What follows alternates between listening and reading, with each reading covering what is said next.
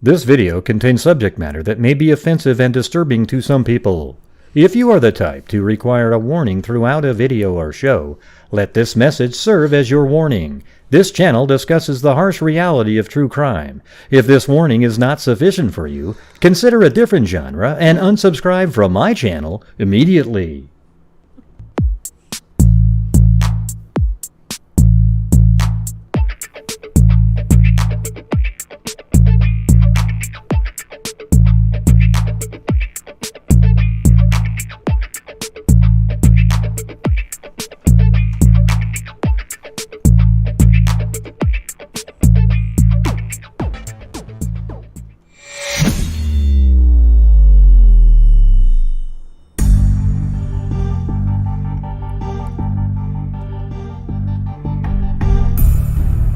Hello, freaks!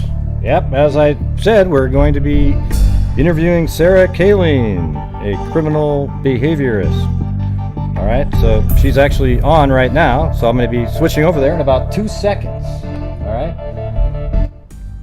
But thank you all for joining. It looks like there's a lot of people going to be watching, so I'm going to switch over right now.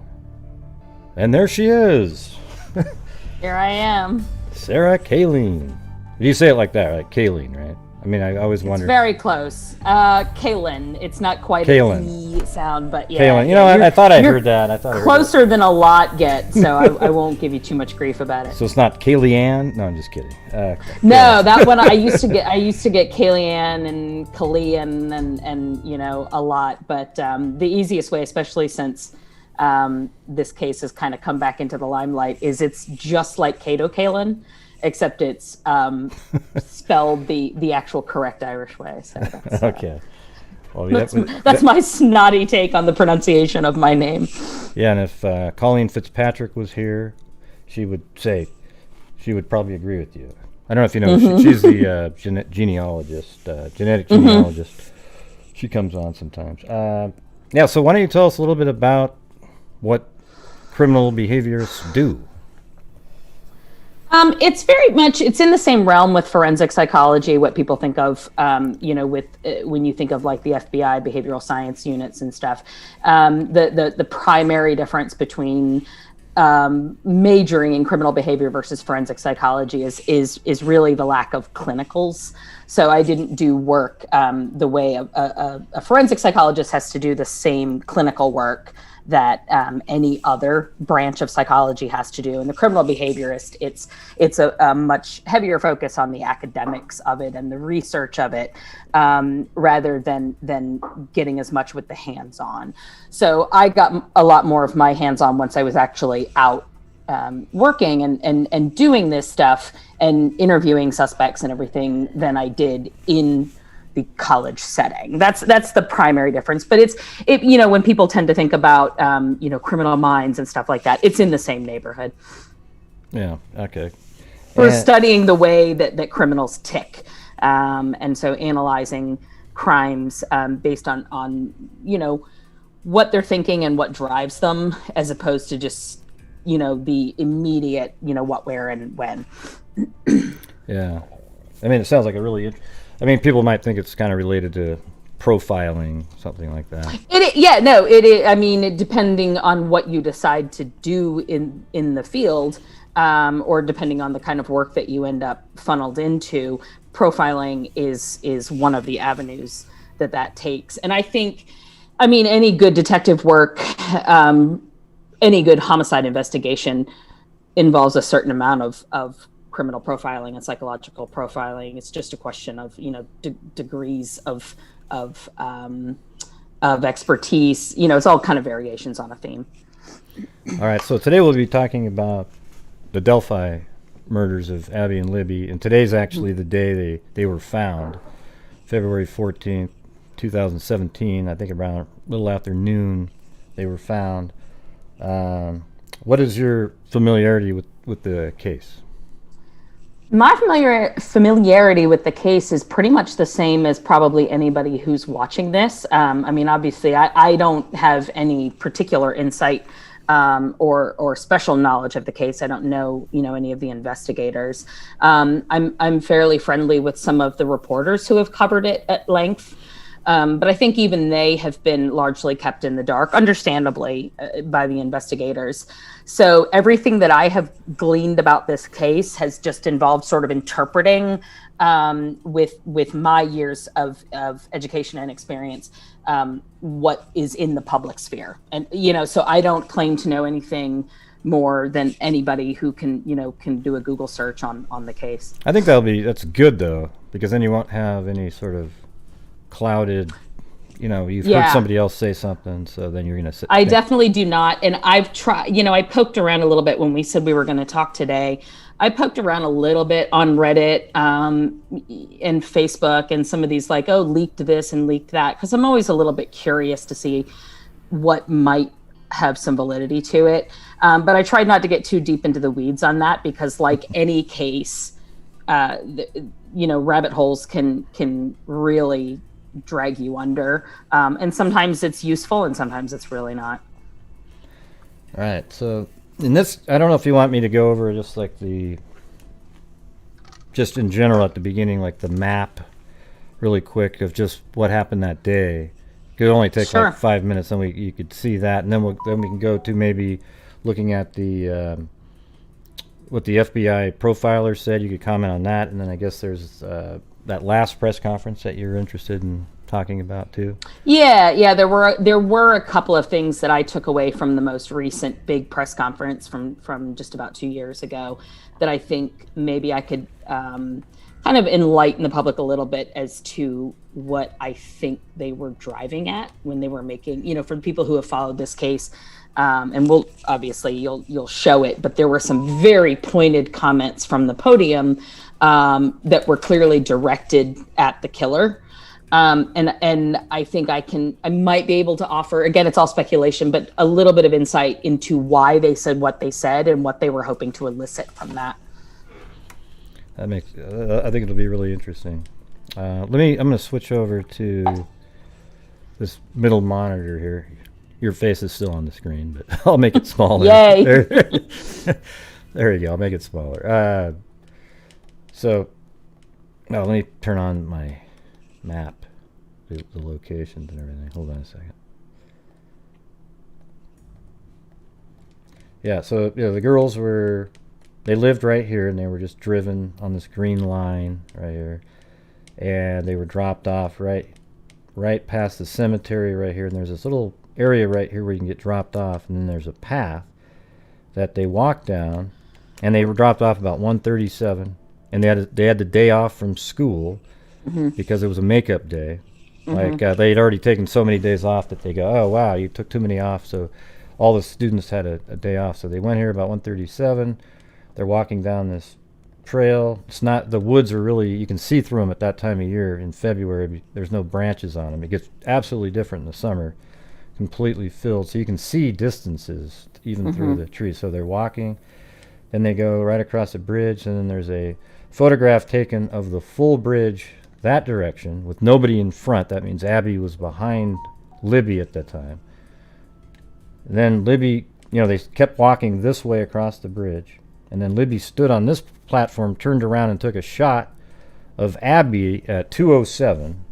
So they must have wasted some time doing other things before getting here. So at 2:07, there's a photograph of her still walking in this direction.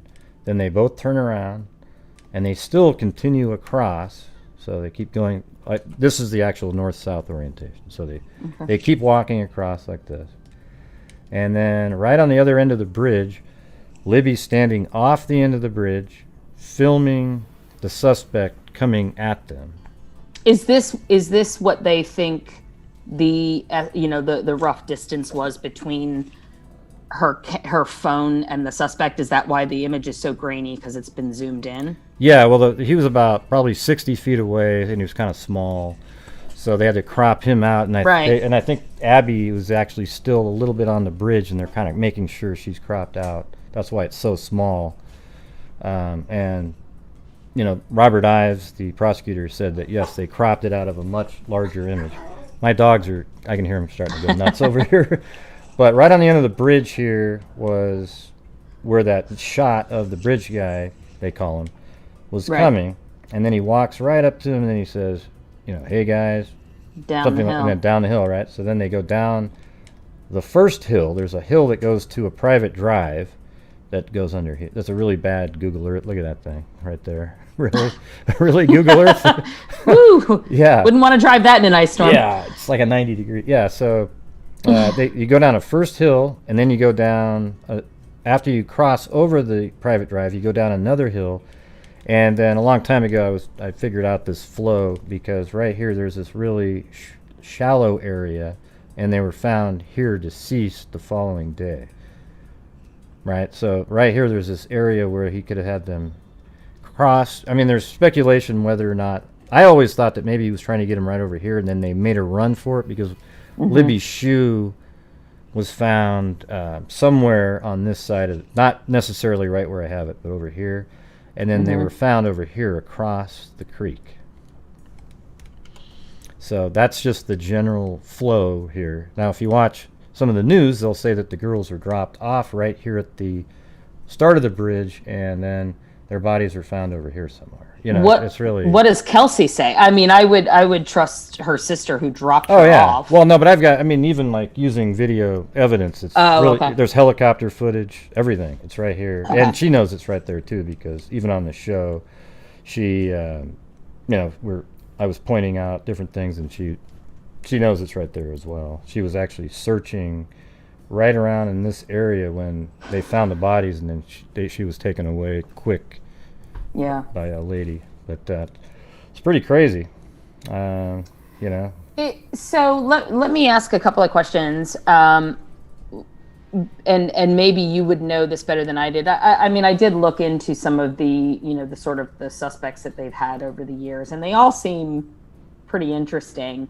And it is, I'm very curious about why each of them was ultimately discounted, or why the investigators at least said we're not actively looking at this person anymore, because they were all of the sort of main guys that they've talked about. They're pretty interesting. Yeah, they certainly strike me as people worth taking a significant look at. But did anybody speculate that they knew this person, that the response to the immediate response to authority that they have, where he simply says down the hill and they respond to the command? I mean, it's 13, 14-year-old girls, especially well-behaved girls, are probably going to do what somebody they perceive in a position of authority might tell them, but would they do what somebody tells them who's just a random dude who walks up out of nowhere? Well, what they think is that he had a gun, and he came on the other side of the bridge, and he goes by, hey guys, and walks by. They were like, he's still behind us, right? Like, they didn't know who this person was. There's comments that I've heard, like they didn't know, and then he pulls out a gun and says, get out of the hill. But what leads them to think that, or is that? Well, they said that I've heard that they heard a click. And they said they think that that's a gun, like cocking or something. That's what I was told by. Okay, so the next question then would be, just to clarify, the footage when you see him is separate from the audio of him saying down the hill, correct? It's not at that moment that he says down the hill. Yeah, okay. That's how they know it's. Well, he's still like on the video apparently, but it's just sort of like the camera's filming his feet. But what they've released to the public, those two things do not link up, correct? That's true, yeah. Okay. So then that, to me, does make sense that he could have brandished a weapon at that point. Because, obviously in that video, he's not. He just has his hands. Yeah, he has one hand, and his right hand seems a little higher, like he's propping something up, maybe. It's kind of, there's no way of knowing what's underneath the jacket. Right. People always say, oh, look at it's a 1927 25 caliber. Well, how do you I don't know how you know that, right? No. Yeah.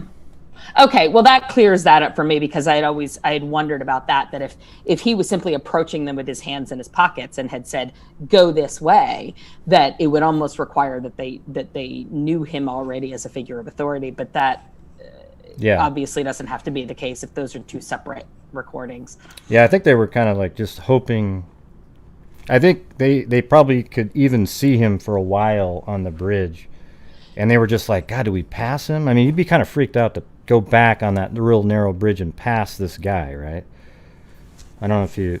Yeah, I mean, and it is interesting that they had, they had that sort of evolutionary response, that like hairs on the back of the neck, that they recorded him before he ever even really approached them, that they were alarmed by him. Exactly. And the probably the worst part of the whole case is, I've said this many times, what you just said, you know how you get the hairs on the back of your neck? It never went away. Like, it got worse and worse after. Right. Like, normally you go, oh, crap, and then it goes away because it wasn't real what you were noticing. In this case, those hairs on the back of your neck, it's just, picturing that's the worst. So I guess, they were just made to, we don't know exactly why they ended up over here, if they ran and he caught them, or he forced them across with the same gunpoint across the creek. And then there's speculation that maybe he left out through the cemetery here and then maybe cut back across at some point to get back on the trail. Because where was the mystery car on the map?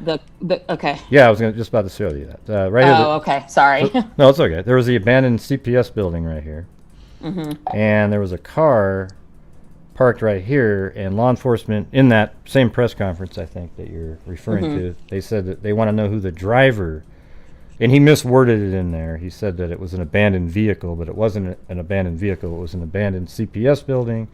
And there was a vehicle parked here.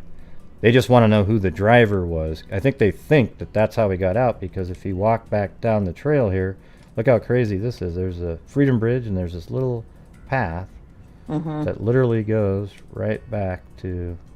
And there's a surveillance camera on this building that actually films that we found out. So, interesting, So they have footage of the car. They could, and I think it might be, it's just not going to be useful for us to identify him because it's so far away, So here's the thing that I would say, though, about parking the car at a place like that is obscured and far enough away but easily accessible, is that it shifts this into a level of premeditation, whether or not it was, premeditating to attack those girls, or just going into the park and I'm going to grab somebody today. The idea of parking there versus a pure crime of opportunity, like a spur of the moment thing, right? So then that tells us he's much more organized than somebody who just saw two girls and was, compelled to action. He could have just been there hunting that day, and whoever fit into his trap, you mean I was going to say no, not hunting like for rabbits. I mean, like hunting to kill. Yeah, he was right. Yeah, or assault or whatever. And again, this, when they talk about it being somebody within the community, and I know we'll get to that when we get to the press conference. But then you wonder, was it somebody who, because they were in the community, knew that the kids were off school and knew that it was a really nice day and there's probably going to be kids at the park. Now, one of the few things that I did sort of take from poking around through some of the leaked texts, and I want to be, really careful and respectful in what I say here, but that it did seem that perhaps one of the girls was more specifically targeted than the other, that one was sort of a casualty of having been there. Yeah, I've heard that. And that also lends the some credence to the idea that he parked where he parked, if that is in fact, where he parked. And there's probably a reason that the police are interested in that vehicle.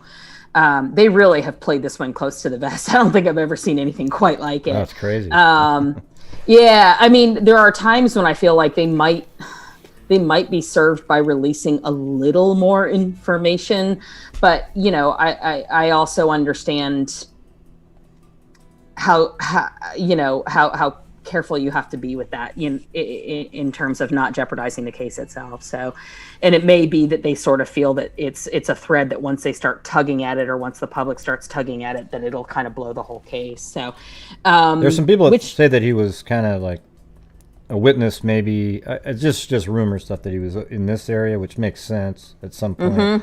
But there's also, if you look right here, watch this. If you stood right there, right, watch, and then look at that. Like, you can actually see there's a spot right here that if you kind of stay far enough back, I think my opinion was that he was just aware of the traffic. Like, he knew who had gone and who's come back, and he knew at that moment that the two girls were alone, and if they got on that bridge, there was nobody that was going to be coming back, and he just kept watching and watching. You know, that's just kind of how I picture it. But. So I'm currently working on a case, and my partner, I'm gonna shout him out, Detective Corporal Matthew Peak, Mobile County Sheriff's Office. He just sent me a text. He's asking what the distance is between where that car was parked and the bridge. I mean, like, obviously it's hard for us to gauge looking at an aerial view, like roughly what the distance is. Oh, right here to there, to the start of the bridge? Yeah, or no, like where they think his car was parked at that abandoned CPS building. Okay, yeah, it's probably, I would think, a little over a half mile, but I can easily do it. That's not that far, actually. Yeah, so I guess I thought it was further than I could take this, like, right here, just go around. I could do it that way, and that one is... See, this is why 0.48. This is why I reach out to you on all this stuff. Yeah, you're good with these maps. I look at it and I'm like, I don't know, 5.5 miles. Yeah, it's a half mile there, and it's only about a little less than a half mile, I think, from right here to the start of the bridge. Right to where they were dropped. Yeah, they were dropped off right there. Then they walked like this and then they walked across the bridge, taking the photos. Right. They were having fun. You can look at you've seen all the two photos, right? Yeah. So they're just, they're having fun. They're not really worried about anything. And then something changed, obviously. You're right. And that's where the video is taken, and they're found right there. What do you think about this little area? It actually kind of looks like that. It's a really high bank. I always thought that right there would have made more sense. Because you're not going across water, It's like, right, in terms of carrying out the act. Yeah. But like you said, it's difficult to manage two suspects, even with a gun, unless you're willing to shoot one of them, right? Which you don't want to do in broad daylight, because now you're going to draw attention. Because anybody who lives there knows hunting is not going on at 2:00 in the afternoon, right? Like, if it's deer season or whatever season, there's hours, and probably I don't think it's turkey season yet by that point. So there's anybody who heard gunshots would be well versed enough in hunting regulations to know that's an out of place gunshot, right? So unless you really are willing to shoot someone when they run, there's a chance for them to try and run. And then, so if he loses control of the two of them, then it does make sense that you're just going to get them wherever you can get them. And at this point too, maybe he realizes that they're recording or something. Yeah, it's interesting. That's one of the things people ask about. Like, why would he not? Maybe he didn't see the phone, because what I was told was that she's sort of hiding it. Yeah, low. She's got it down really low by her leg, and then sort of maybe even puts it in her pocket at some point. I don't really know if that part's true, but maybe she just kept it out of his vision, and then maybe it fell on the ground because it was found near where they were found. We don't know. Okay, that's what I was going to ask. Yeah. Was the footage recovered from the physical phone or from the cloud? Yeah, it was from her phone, but the cloud thing is still out there. I mean, even though for 3 years we've said that it was off the phone, some stuff that's out on the internet never gets fixed. That's what the problem is. Sometimes it's pretty wild. Right. So yeah, I mean, that's sort of why it does make sense, because like you said, if that's a really steep drop and it seems like it's obscured, and if you really had planned out this whole thing and that's why you went where you went, now again, then it almost does seem like these two specific girls are targeted, because if you're looking at like, well, I know where they go, I've seen their pictures now. But nobody knew they were going that day, because it was a really spur of the moment. They were just sitting at home, and they said, "Hey, let's go to the bridge," and they asked if they could get a ride, and and they got to write, Not nobody knew, because a lot of people obviously were called for permission. That's, I would be careful with that. Like, obviously some people in the family knew. Well, it's true. Well, I guess, the thing is they called Derrick right when it wasn't at the home. So she only had permission from the mom. I mean, not the mom. The grandmother, Grandmom. Becky. I always call her mom because she's the guardian. Sure, she's custodian, yeah. Yeah, so she's the one that she knew. And then Kelsi was the one that drove them there, and then Derrick was supposed to pick them up hour and a half to 2 hours later, so he's the only other person but he was called when they got to the bridge. Work? What's that? Does he work? Is it possible he said to somebody, I have to leave work, I have to go pick the girls I don't think so, because he was already on his way to go to a town called Frankfurt to take pictures for Becky for her appraisal business. So he was like on his way, and then she just called him. She said that she had permission that he would pick her up. Let's see. Libby said that Derrick had already said he'd pick her up, but that hadn't actually happened. Oh, she called him almost when she got to the bridge and said, hey, can you get me? And then he said, sure. Okay. So I don't even know if there'd be time for somebody, Yeah, okay. What's going on? What happened? No, I'm just having a moment as both a mom and somebody who was once a 14-year-old girl of the, like, we really want to go. Yeah. Let's sort out the permission later. That's all. I'm just kind of having a fond moment for the girls of their sort of little conspiracy to get out of the house. Moms really like the ones where you do permission. You ask from one parent and they say no, so you check with the other and the other one says yes. So you go do it. Boy, they just the parents love that one. Yeah. Oh yeah, no, I know. I'm a parent of teenagers. But it's, I mean, what's the rule? It's better to beg for forgiveness than ask for permission. So, right. Yeah, no, I just think it's a sweet moment thinking that the girls waited until they were on the bridge so that nobody really could say no. Somebody has to come pick us up, Yeah. Okay. Anyway, that's beside the point, but it's a pretty big head scratcher in terms of, for me, in my opinion, I'm not as good at that as you are, the profiling, but I think they just happen to be the two that fit into his trap. If there was a female, I don't even know if he was there for young girls even. It could have just been... Right, well, that's going to depend once we see the guy. I mean, most of these types of offenders do usually have an age range they like to play in. Yeah. But not always. Sometimes they'll, it really is just opportunity. Or they will like the very young and the very old, right? If they're somebody who likes someone who's less likely to put up a fight, something like that. Or if they are not as far along in their criminal career, they will pick, the weaker in the herd, like elderly ladies or young kids. But 13 or 14 is a pretty specific focus, and I would almost bet that when he is eventually apprehended, there's going to be some history either reported or that has been discussed, like among family members and stuff like that, of other girls where they've had suspicions about other girls in and around that age, because they do tend to when they like 13 and 14-year-olds, they tend to kind of stick with that. Yeah. But like I said, not always. Green River Killer, we just had that 14-year-old that he was just connected to, recently, and he mostly was with adult women. So there were a lot of interesting. There have been a lot of interesting characters over the. You had Garrett Kurtz. I'm not convinced that he did it, but I mean, if you look at, the part that's interesting about a guy named Garrett Kurtz, I don't know if you looked into him. No, that one doesn't. I don't remember seeing that one. Yeah, well, there's another guy named Paul Edders. He was very interesting. He actually had an IUD as a necklace. I mean, that guy was a absolute crazy. Are you kidding? No.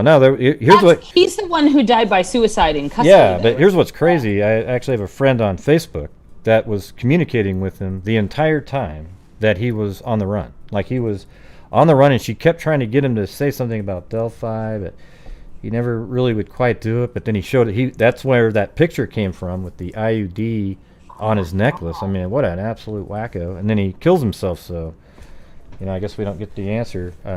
Maybe DNA will be in there. But then Here's the interesting. Garrett Kurtz is interesting to some because Ron Logan, he lives right there, and then on Garrett Kurtz's Facebook page at one time there was these pictures of horses, and it turns out we compared all the dots on the horse. They were from his property, and then in subsequent interviews, he's admitted that he knew him. His dad was good friends with him, and Garrett Kurtz has strangled to death a woman a couple of years ago, and then killed another person.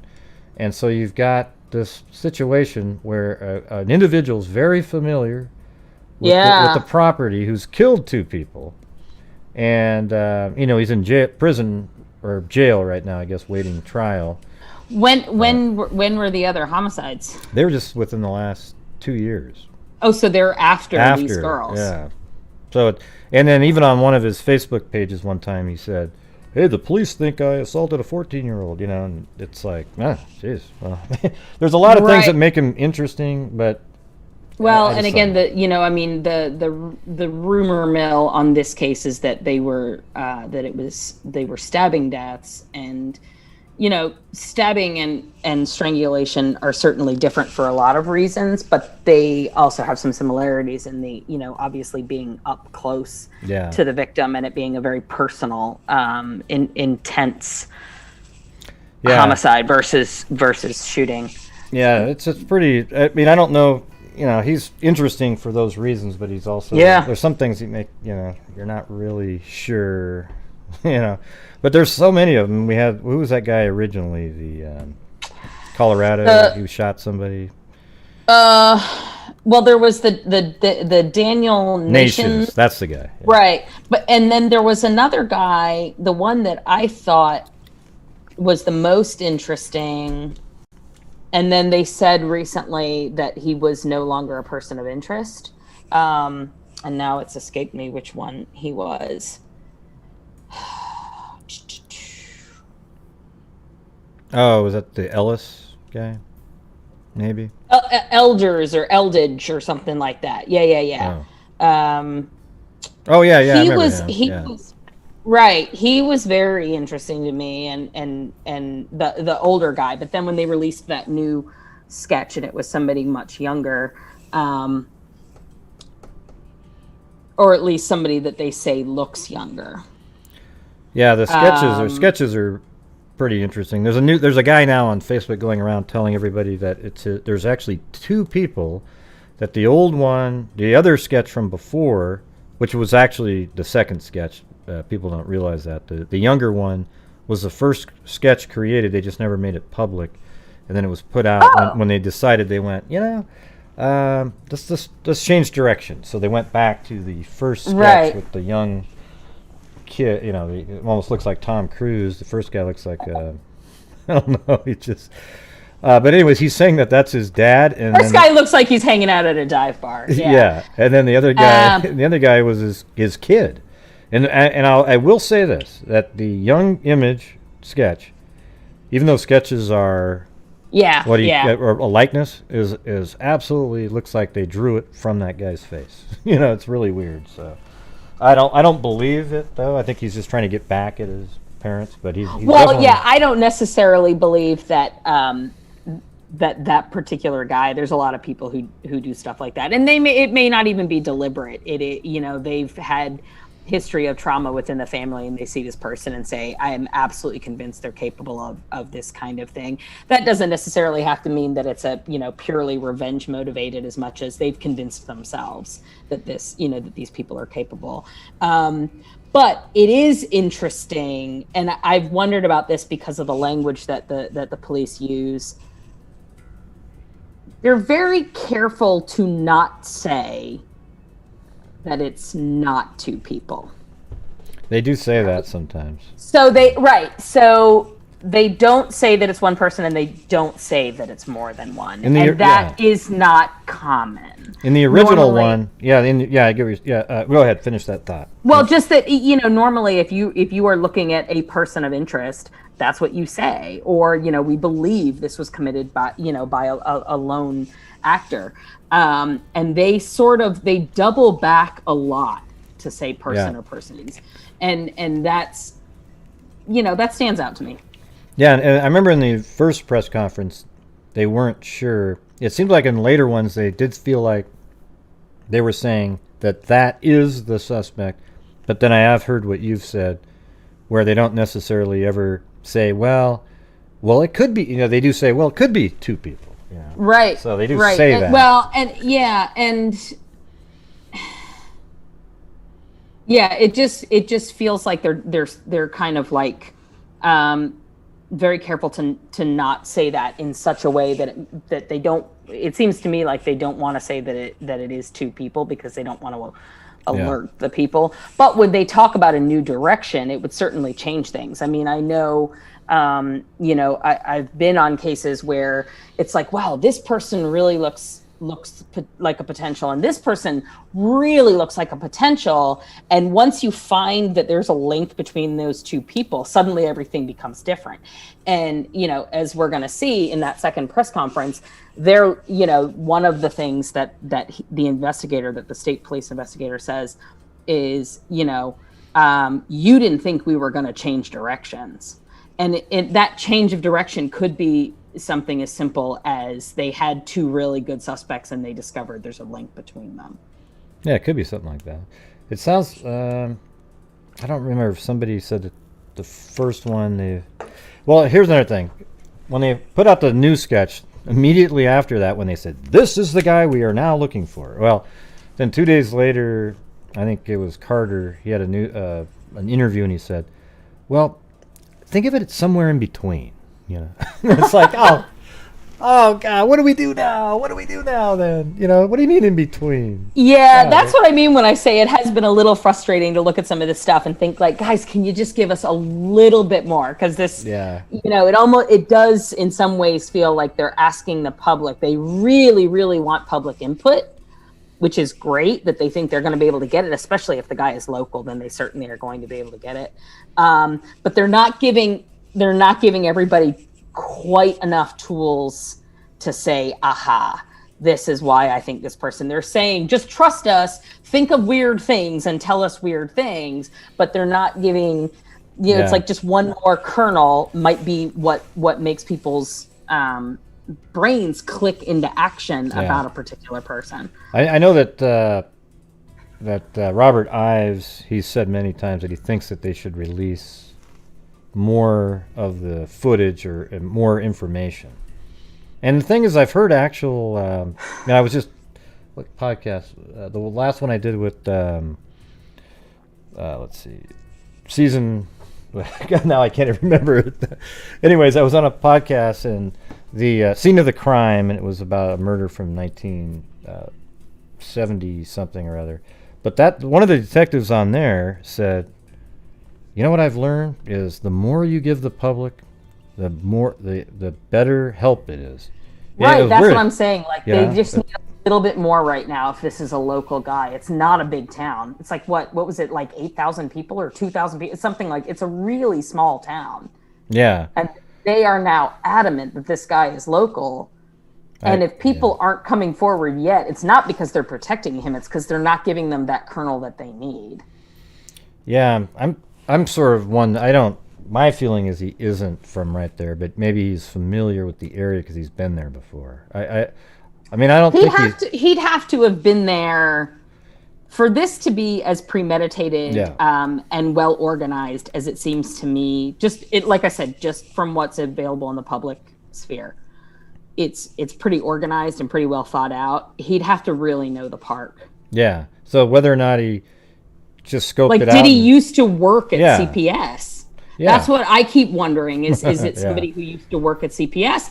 Because it's not unusual that child predators will go into fields of work where they're going to be surrounded by children. I mean, it's a sad reality.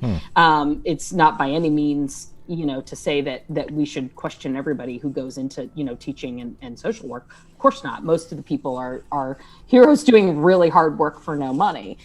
But there are people who are planners and thinkers who search out those jobs. And so does that abandoned CPS building have a link? Yeah, I mean, and then it's somebody who feels comfortable being authoritative over 14-year-old girls. I don't know about you, but I have a 14-year-old girl who lives under my roof, and I am apprehensive about telling her what to do at any given time, because I'm like, how is this going to come back and bite me in the ass? And so, like, I certainly wouldn't give directions to somebody else's 14-year-old girl, you know? And so I think for somebody to be comfortable with that, it wouldn't be out of the realm of possibility that that was a line of work they were in. Like, when was that building last operative? I don't know when it became abandoned, but it's not even there right now. Like, see how you see the structure? It's not there now. It kind of looks like there was another. Yeah, it does look like there were probably like modulars or whatever, those like little trailers that they set But it up. could just be somebody that, you know, he used to live there, and it was a place that he thought he would go, quote, hunt, you know, and so but he'd have to know it. That's what I'm saying. Yeah, so he might have lived there and he knew the area, and then but he's not there now. This is all presuming that whoever was parked there was the one that did it. Yeah. Yeah, and that's another thing too, is they just say they want to know who the driver of the vehicle. See, that's what's interesting to me is that means they know the who owns vehicle. the vehicle. Right, exactly. So, all right, so which you means want the vehicle may have been reported stolen. Or again, I mean, I almost we should watch the press conference, because I'm pretty sure that they know exactly who it is. They're just waiting to have the right information. Well, I hope that's what it is. For probable cause. Yeah. That's just sort of my my gut reaction to the press conference, is that they know exactly who it is, but they can't let that person know, because they're waiting for them to slip up enough to get that probable cause. Yeah, and that's something we were just talking about the other night. I mean, it makes you.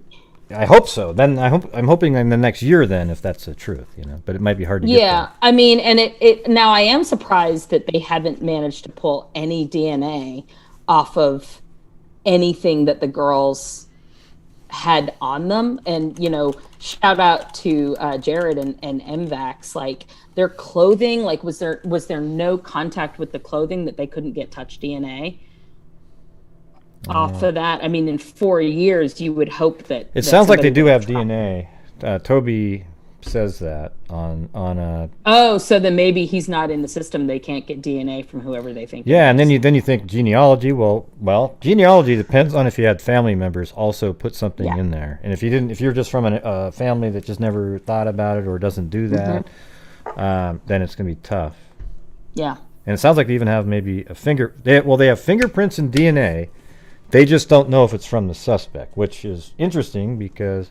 Course it is. You know, why don't they just say what, you know, anyway. Well, I know that's what's so frustrating, but it, like I said, it might be because they really do have a very specific suspect and they're waiting for a particular type of screw up. And this guy may well know that they are very much onto him, and is therefore not throwing trash out where anybody can get it. Not, you know what I mean? Like he's not giving them anything. Because, again, this feels like somebody who's fairly well organized.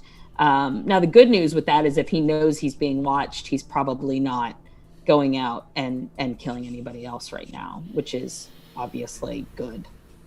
Yeah. So how about this? You want to go play the... Yeah, let's do that, and then I can stop sort of flirting with what I'm saying. I think this... press conference is dedicated to do. I feel like this press conference was for one singular thing, and it was to talk to the killer. Okay, but I'm gonna do the FBI guy first, though. Okay. Sure. Yeah. Now this is just so people know. Then the FBI guy that's talking. This is at the first press conference. Yeah, the first big one. There was a couple like short, little, small 10 ones. days after the girls are found. 2000 or 8 days. Yeah. I think I even have the. Hold on, let me zoom in on it. I think I have the date. The 22nd. It's the 22nd, yeah. So about 8 days after they were found. All right, here we go. Can you tell me if you can? Good morning. You can hear that? Okay. As the Assistant Special Agent in charge, my role is to supervise and lead the FBI's criminal investigations across the state of Indiana. 9 days ago, we had an agent that was participating in the search for the missing victims. And from that moment until this morning, we have stood shoulder to shoulder with our law enforcement partners here. The FBI plays an important support role in this investigation. this joint investigation. I'm very humbled by the response that the resources that are under my direction have brought, and hopefully the contributions that we are making. On any given day, we have 20 FBI agents that are here providing investigative help, whether that's running down leads, conducting interviews, helping with lead tracking system, providing intelligence analysis support, providing technical assistance. Every night, I update our FBI headquarters to our Deputy Assistant Director, and as the Superintendent mentioned, this has been briefed to the FBI Director on 2 occasions. So whatever resource that the FBI has available, whether it's here in the state of Indiana or nationally, we have brought those resources, and we will continue to do so. We were committed to working around the clock, as we have been over the last 9 days, and will continue to do so until this case is solved. To the members of the community, when I met with our behavioral analysis unit and in their expertise and their experience, it is oftentimes even unwitting that a member of the community may have information that is germane to this investigation. And I'd like the community to go back 9 days and go back to the afternoon of February 13th, Monday, February 13th, and just think if you had an interaction with an individual who inexplicably canceled an appointment that you had together, or an individual called into work sick and canceled an important appointment or a social engagement, and at the time gave what would have been a plausible explanation. My cell phone broke, or I had a flat tire on my car. But in retrospect, that excuse no longer holds water. That may be important. Likely so are behavioral indicators that this individual may have exhibited since the afternoon of May 13th. Did this individual travel unexpectedly? Did they change their appearance? Did they shave their beard, cut their hair, change the color of their hair? The superintendent mentioned the clothes that this individual was wearing in the photo. Did they change the way they dress? Did their behavior change? Did their sleep pattern is different now? Did they start abusing drugs or alcohol whereas they would not have? Have they been anxious, nervous, irritable? Have they followed this case and what the media is putting out with a sense that is not normal? Have they had ongoing discussions regarding their whereabouts on that afternoon or thereafter? Please, if you have that information, call that into the tip line. After this press conference, the FBI will be putting out a series of these indicators on our social media, so it'll be available not only to the citizens of this community, but across the state of Indiana and then nationally as well. We'll also be utilizing digital billboards, and in any way we can spread this message, we will. I'll just finalize my remarks just to say that to my law enforcement partners behind me, to the community at large, 9 days ago the FBI stood shoulder to shoulder with you. We're not going anywhere. We will be here until this case is solved, and I am confident this case will be solved. Thank you. Yep, there you go. Can you hear me? Mm-hmm. Oh, okay. Well, there you go. Well, I mean, a lot of that stuff was just standard, right? About the... Yeah, but once again, I mean, it does feel like right out of the gate, again, pure speculation. I don't know anything anybody else, on the outside doesn't know. But just working with those types of people, and I work with some retired BSU guys, and they're targeting the community very, very, like from the word go, they are saying, we think this person is local. Yeah. But, because what they're saying is somebody who called out that day, somebody who in the last couple of days has been acting weird. If this was a person that they thought was a trucker passing through, they would have that would have been more in the language about like the nationwide stuff. I mean, and they do allude at some points to like, oh, you know, we're going to spread this across the country. But this feels like they're very much looking at people within the community who saw somebody behaving a specific way in the immediate aftermath and in the hours preceding it. And so it does feel like from the beginning they have believed that this was very much a local affair. And again, that could just be, I just don't think the FBI would be saying this is local unless there was a reason for them to be saying that. And again, because they've been so good at guarding this information, we don't know what that is, but I think they've probably got some pretty good stuff. One of the parts when he said that it no longer holds water, I don't know if that necessarily needed to be part of the comment, because he said, you know, that they said their cell phone broke or their this and that. I would just say if anybody said that, it wouldn't matter if it holds water or not. Like you would just go. I think the reason for that is because you are specifically asking somebody who got suspicious. And they talk about this later when in the second press conference too. But what he is saying is you were suspicious of somebody and then you kind of felt bad about it, right? Because you thought, oh, they couldn't possibly do this. And they address this in other press conferences, right? That you're thinking to yourself, no, this person's not capable of it. This person's in my family. This person could never do this. That's why he zeroes in on the excuse that doesn't hold water, because that would have been the moment that whoever they're asking to come forward and give them information would have had their hairs raised. Like, because wait a minute, your cell. They would have said, wait a minute, you said your cell phone didn't not work, broken. but I just noticed you liked my Facebook comment, 20 minutes later or something, you know what I mean? Something where this person has a feeling about this whoever the individual is they're asking them to come forward, and they're saying, listen to that feeling. And that's why he says, if you had there was an excuse and you believed it, and then something about it fell apart. There you go. Okay, that makes sense. Right. Yeah. That's why they're asking for that. And let's see. I've got. I don't know if you want to see some of this. Have you ever seen this helicopter footage? You can really get a better feel. Like, okay, you can actually see. I'll go right. Well, then it'll be right to your the last press conference. But there's the bridge way in the background there. Oh yeah. And so that's where you can actually barely see these police cars right there. Right. So they actually crossed just right there. And let's see, I'll move it around. This is the water down below. Let me see if I can slow it down. Is this when they were searching the creek before they found the I think they've already been found. They're looking for evidence. They're right here. They were found right there. You just can't see them through the... Right. And then that little private drive, that area that I was talking about is right there. Is right there. And that's that shallow portion. See? Here's right. I see it. So that's... Yeah, I mean, that does, without anything saying otherwise, that does feel like they decided to make a run for it. Yeah. And it does seem like these are girls who would have tried. I mean, when you've got a girl who's like obsessed with true crime and is filming somebody she doesn't trust, right? That's a girl who's going to try and run, Yeah, and apparently they found some clothing items on these branches right around in that area. That's right there. It's hard to stop it.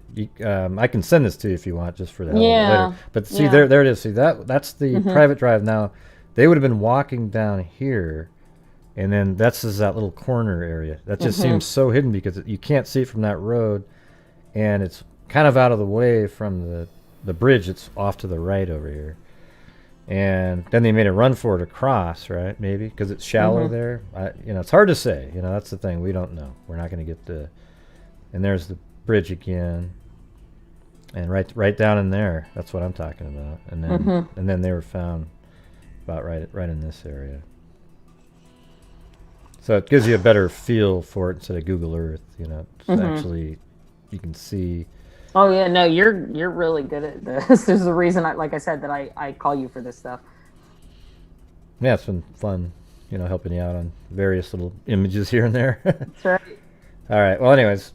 I'll send this to you on Google Drive, and you can just watch it sometime. Yeah. So I'm gonna go play the. Here's the.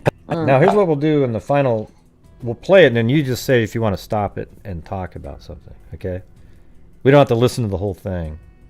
Yeah, I mean, I think that you could, I mean, God bless him. This is a man who really does care, and my heart hurts for him because obviously he's really busted up that they haven't been able to bring somebody in for this yet.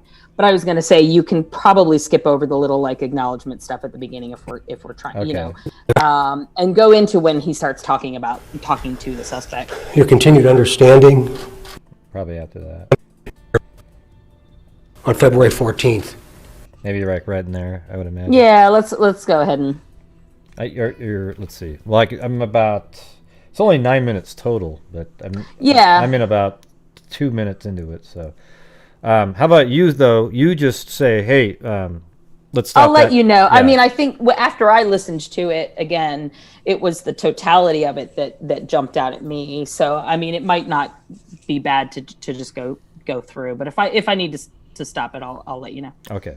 2017.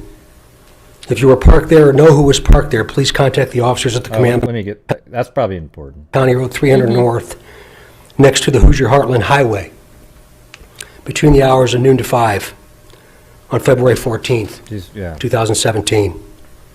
If you were parked there or know who was parked there, please contact the officers at the command post at the Delphi City Building. Well, that's where he said abandoned vehicle, but he meant to say. So he said, "Does anybody? You want me to go back into that? I mean, I didn't. No, I think I mean That's where the abandoned vehicle. He said, if anybody. he said abandoned vehicle, but he meant the vehicle at the abandoned CPS lot. building. Yeah. Yeah. We are releasing additional portions of the audio recording from that day. Please keep in mind, the person talking is one person and is the person on the bridge with the girls. This is not two different people speaking. Please listen to it very, very carefully. We are also releasing video recovered from Libby's phone. This video has never before been previously released. The video shows a suspect walking on the bridge. When you see the video, watch the person's mannerisms as they walk. Watch the mannerisms as he walks.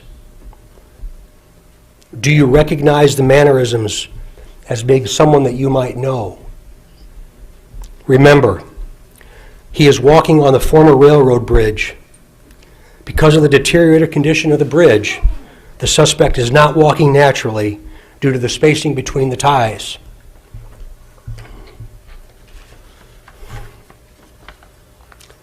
During the course of this investigation, we have concluded the first sketch released will become secondary as of today. The result of the new information and intelligence over time leads us to believe the sketch, which you will see shortly, is the person responsible for the murders of these two little girls. We also believe this person is from Delphi, currently or has previously lived here, visits Delphi on a regular basis, or works here. We believe this person is currently between the age range of 18 and 40, but might appear younger than his true age.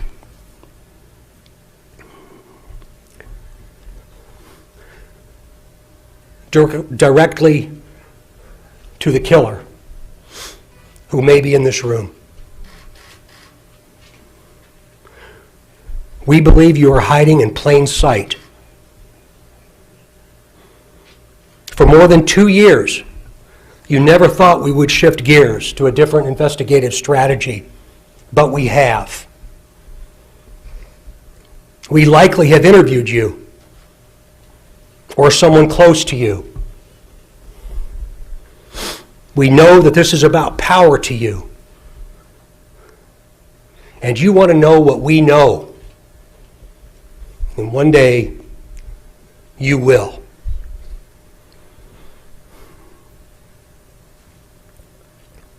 A question to you.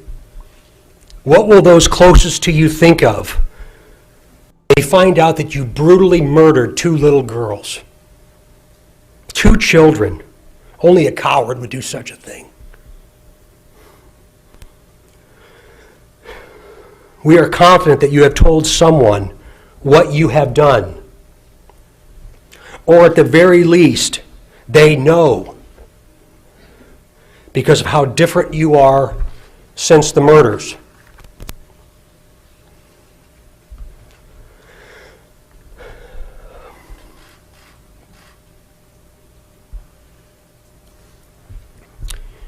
We try so hard to understand how a person could do something like this to two children.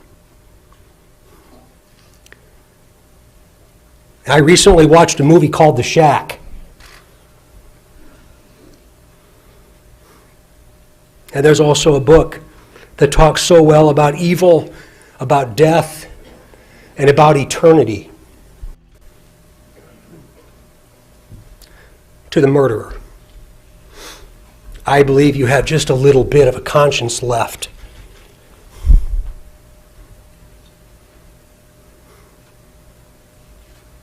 And I can assure you that how you left them in that woods is not, it's not what they're experiencing today.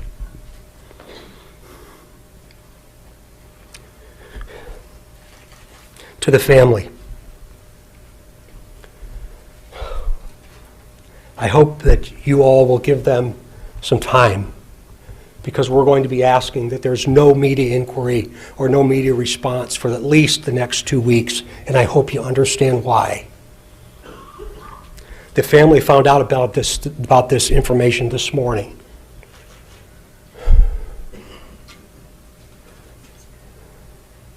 I just want the family to know that when I take my last breath on this earth, I'll be thinking of them. There's going to be a tremendous amount of questions. I know that. Never in my career have I stood in front of something like this. Please be patient with us, please. We're just beginning. We are just now beginning.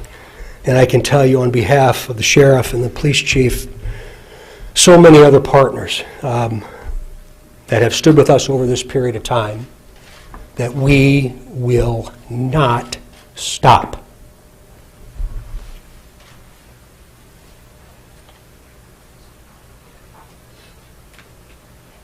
Do you want to stop there? Or? Yeah, I think that's fine. It's funny because that's now the 3rd time I've watched that just today, and probably the 5th time overall that I've watched it. And this time through, because I was more aware of what he was going to say, I was focusing more on how he was saying it. I would almost bet anything, and I'd be curious if Matt Peak is still watching, if he thinks the same thing, that they were pretty sure that the person was in the room, because he is so emotional. Almost like he had the heebie-jeebies, like they're right there. Almost like he wants to rip this guy's throat out. That's more like that. And it's all he can do, being the consummate professional that he is, to get through the press conference. And you see him kind of shift when he talks to the families. It feels it's calmer, it's much more reassuring, this sort of, this figure that he is in the community.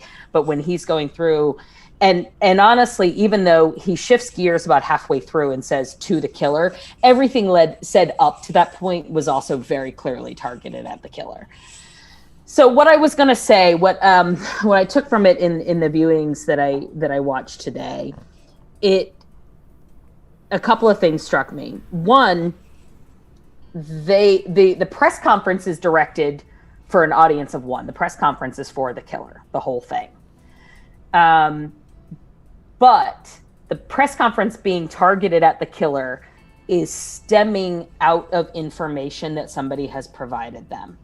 So what they are doing, and the reason that they are asking for no media communication, no anything, is they are baiting the killer to act in a certain way, to respond to this stuff when he's like, you're a coward. These girls are in a better place than when you know what I mean? Like when he really, really kind of drives home, you're a piece of shit. He's trying to elicit a certain reaction out of that killer. And then they need and this has probably come from the FBI, from the behavioral people have said, this will pull him out because if he hears that, he's going to behave by doing X, Y, and Z. And so the person who has come to them, who has said, I have a feeling it's my Uncle Joe, it's this guy I wait tables with, it's, whoever it is. They've interviewed this person multiple times. So he said, we've either interviewed you or somebody very close to you. They're trying to make him nervous. Who did they talk to? Who did they talk to? And they're trying to elicit behavior from him that will then be reported back to them by this person who has come forward and said, I really think that this is the person. And they are trying to do the right thing. So that was, that's my read on it. And that's why I say that I kind of felt like I had a different spin on what they were doing. So they really do have somebody that they are narrowed in on. They have people watching him. They have people reporting on him, or person reporting on him to the authorities. And they are now trying to get him to behave in such a way that he trips himself up and sells himself out to them, either just through behaviors or, something like that gives them more evidence. That's my take on that press conference. And they use the, we've got, it's a new shift in the investigation. It's a new, we're releasing a little more sound. They don't really release any more sound, right? They release one more word. Yeah. Because they had already released Down the Hill, and all they release is guys down the hill, guys down the hill. Hey guys. So there you go. they don't really release any more information if you look at it, right? Other than an adjusted sketch, which they then later kind of pull back on. Right, but what was interesting about that is Becky said, I don't know why they said we needed a 2-week break. Because it wasn't really, Because they want him to stew. They want him to continue to act without influence. And if they think that he is either if they think that he has connections to the media or connections to the family, right? And those would be most likely people to be in that room right then. Yeah. They want his actions to be uninfluenced by extra stuff from the outside. They want him to sit and react only to the press conference for the next couple of weeks. Oh, cool. Yeah. That's why. Huh. And again, they use the family. And what's interesting, something that I didn't really catch before, and I'm really curious, I want to watch this movie, The Shack. He just says that and then nothing about it. He's like, oh, I watched this movie, The Shack. And then he completely changes. I'm like, now who's renting it? Who's renting it? Who's renting it? Right. Well, obviously I'm renting it. No, in the town. I think that whoever came forward either watched this movie with the killer or the suspect, the person that they turned in, or the person talked about the movie. That was a very specific thing to say with no follow-up. And if you notice, he was looking at his notes. This was not off the cuff and he started to talk about the movie and then lost track or whatever. Like, he is looking at his notes constantly because they have worked out word for word what needs to be said in the press conference. That's an interesting take on that. I'm very excited to watch the movie and see what is in it that it's like that might elicit some killer to say something about like, oh, I could see this or I could see that, or you know what I mean? Yeah. In the podcast I did, we recorded it's actually Kelsi interviewed Carter and he said, I just like the movie, but he's not going to tell us on the podcast. No. Okay. He knows, and they knew that question was going to come up because it was such a non sequitur, and journalists certainly would have noticed that. But that's why they were like, "Don't ask us anything right now. No, don't ask anybody anything right now." And they're very clever to use the family for that, to say, just let them sit with this information, which is true and fair, but I think probably was secondary. I kind of took him at face value when he said that, but wording how you just worded that makes more sense, that it was maybe they even had prior information. There's a lot more mind games in what's released to the public and why sometimes there is false information released to the public because you want people to come forward and correct you, or or give you the false information, and then you can eliminate them, stuff like that. Which, yeah, there's a lot of cases with clearly false confessions because they give 10 different kinds of evidence before they guess the right one, stuff like that. Yeah. Now I don't know if you're aware of this, but Robert Ives, he said that there were signatures actually, at the crime scene, not MO stuff, but actual signatures, things that weren't necessary to. So maybe you can comment on that a little bit. So the difference between an MO and a signature is the MO, the modus operandi, will often stay relatively. If you have a serial predator, they develop an MO that they like. That is what they use to sort of facilitate the crime, right? So those are the things that get them to, if this particular case had taken place over, multiple examples, it would be like, oh, he's in a park at a certain time of day, this kind of thing, or, whatever. That would be the MO. Or ligature. They have like how they do it, right? Sometimes. Yes, but sometimes how they do it is part of the signature. So the signature, exactly as it sounds, is more personal. And the signature in serial predation is what they get the thrill from, right? So, you look, what I had heard was that what sort of is out and about there is that these were stabbing related murders.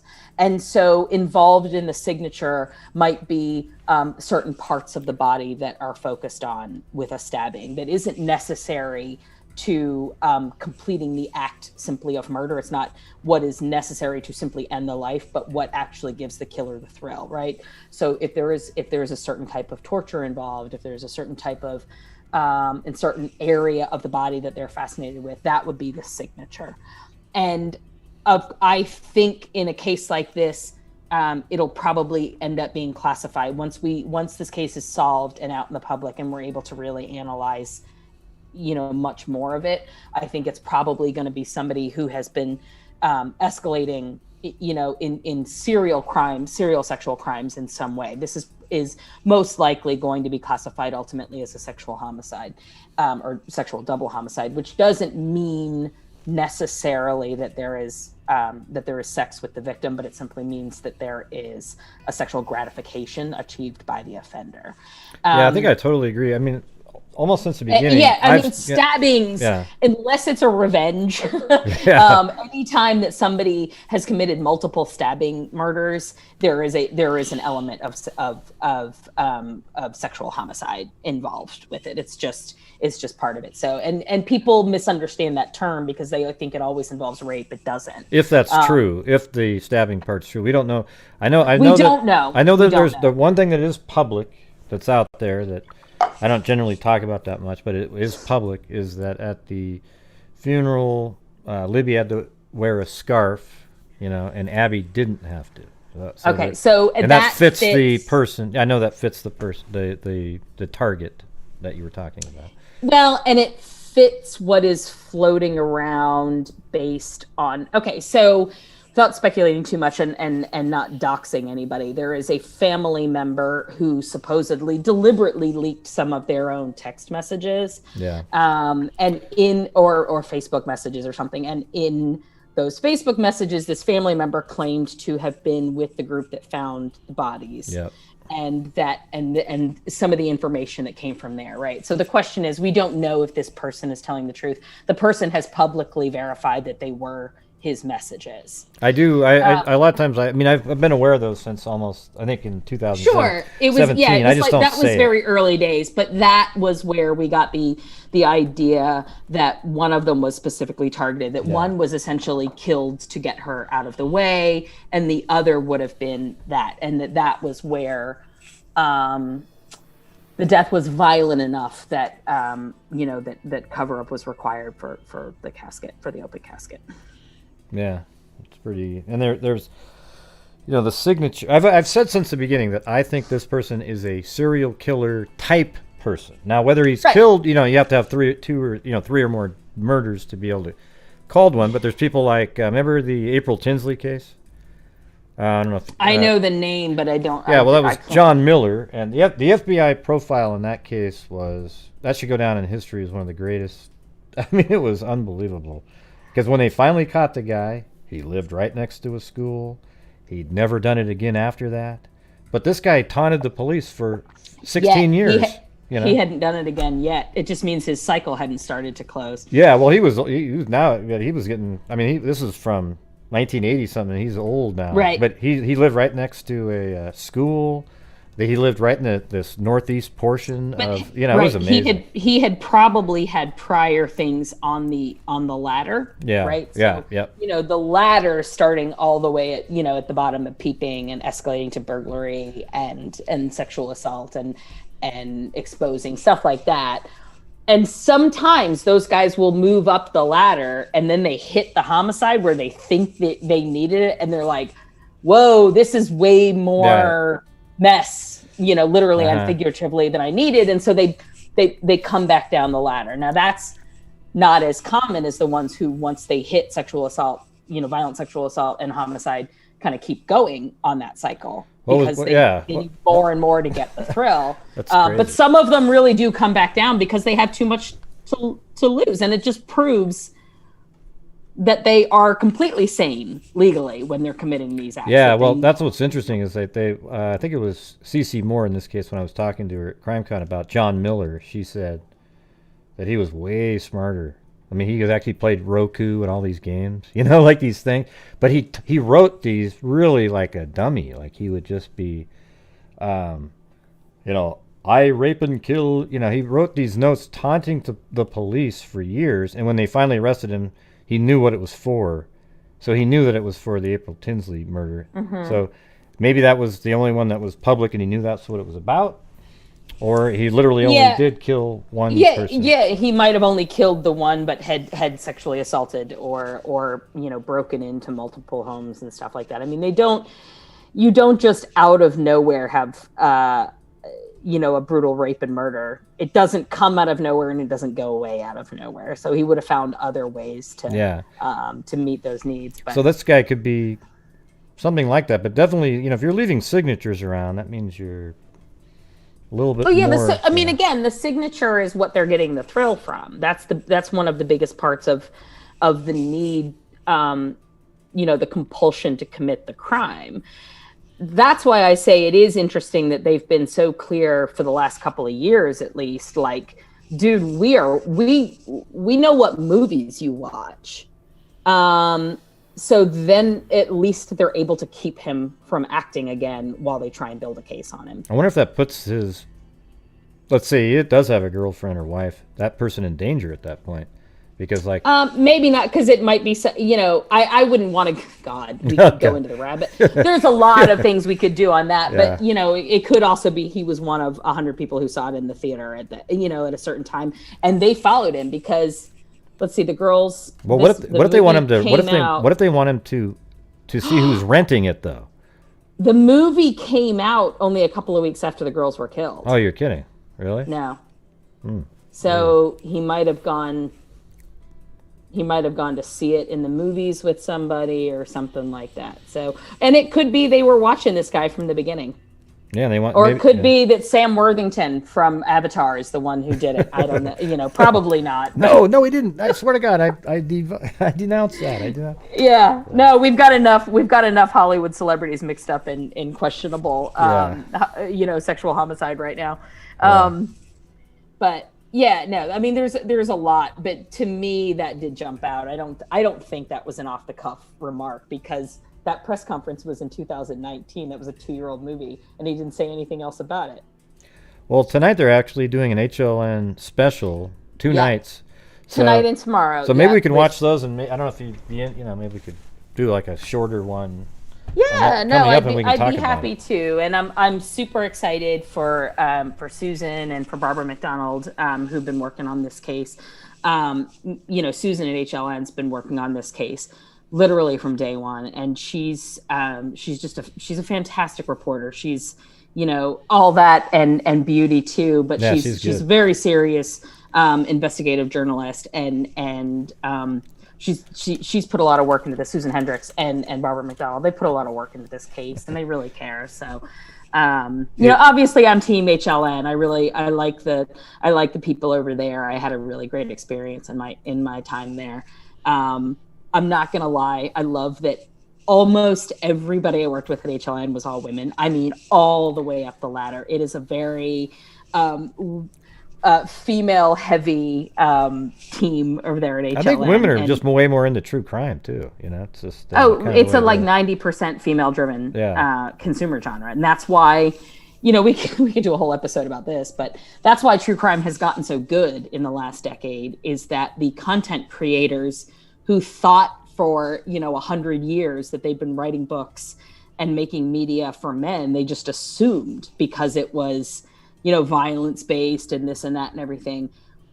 When they realized they were making it for women, they shifted how, you know, they were telling the stories, and then it started getting better, and they shifted who was telling the stories. And so, you know, the cycle of why true crime has gotten so good in the last decade is, you know, you're welcome. The ladies have taken over, and it shows. You know, it shows, and that's where the really good true crime is because it's being told. Because the simple fact of the matter is, we are true crime. Except for a few guys like me. Thanks, everybody. Well, no, I know. I mean, I'm just saying the stories are what told. I'm saying. I know what you're saying. Yeah, that there is a heavier focus on the things. You know, there is a heavier focus on victims, and there is a heavier focus on getting to the bottom of why things happen systemically, and why, you know, what societal changes we can make, what advocacy changes we can make. Now, I do want to shout out Jen Tisdale, who headed up the Death Becomes Us festival for 10 years, I guess Death Becomes Us wasn't 10 years old, but she's been running that festival for a long time, and hopefully when COVID is over, it'll come back. How long have you been watching HLN? Because I can tell you, when I think back to the Jodi Arias and the After Dark and all these shows that they would do, I don't know if you remember that. That was a little remember much. Being in high school, and my high school boyfriend worked at this restaurant, and on Sundays I would go pick him up from his Sunday afternoon shift, and the TV always had HLN. But that was when it was like literally just shorts of whatever was on CNN that day. Yeah, there was that host on there. I can't remember. No, it was just, you know, and that was that's what I was even after 92. Yeah, that was old. That was when it really was just headline news. But you know, I don't know, I go back a ways. But one of the things that Jen had raised recently is that people always ask women, why are we so into true crime? But nobody ever asks you guys why you're into it, right? Like the men who are still working in true crime, why doesn't anybody ever ask you why are you focused on this? Why are, you know, like it's a fair question women to ask. Like the puzzle. Why is the framing different? I think women like the puzzle and the story. Like, it's interesting. No, that's why smart people like it. Women like it because we live in a different world than you do. You never walk to your car and wonder if there's somebody in the back seat. You never see a group of guys on a street corner and think, I should go a different route. You never go running and think, I can't run the same route 2 days in a row, right? We live in different worlds, and that's why women are interested in true crime. But nobody ever asks men, why are you interested? Oh, well, Jean up here said, actually, before I just said what I said, she said, women are more likely to be victims. Of course, we are interested. So there you go. That was exactly. Yeah. We are true crime. And we're interested as a means of empowerment, but nobody, that's not the only reason. Obviously, I went into investigations, like you said, because of the puzzles. I'm really fascinated by the puzzles, but I'm also a survivor of violent crime, and I can't discount that, you know, that influence on why I sought out this work. So.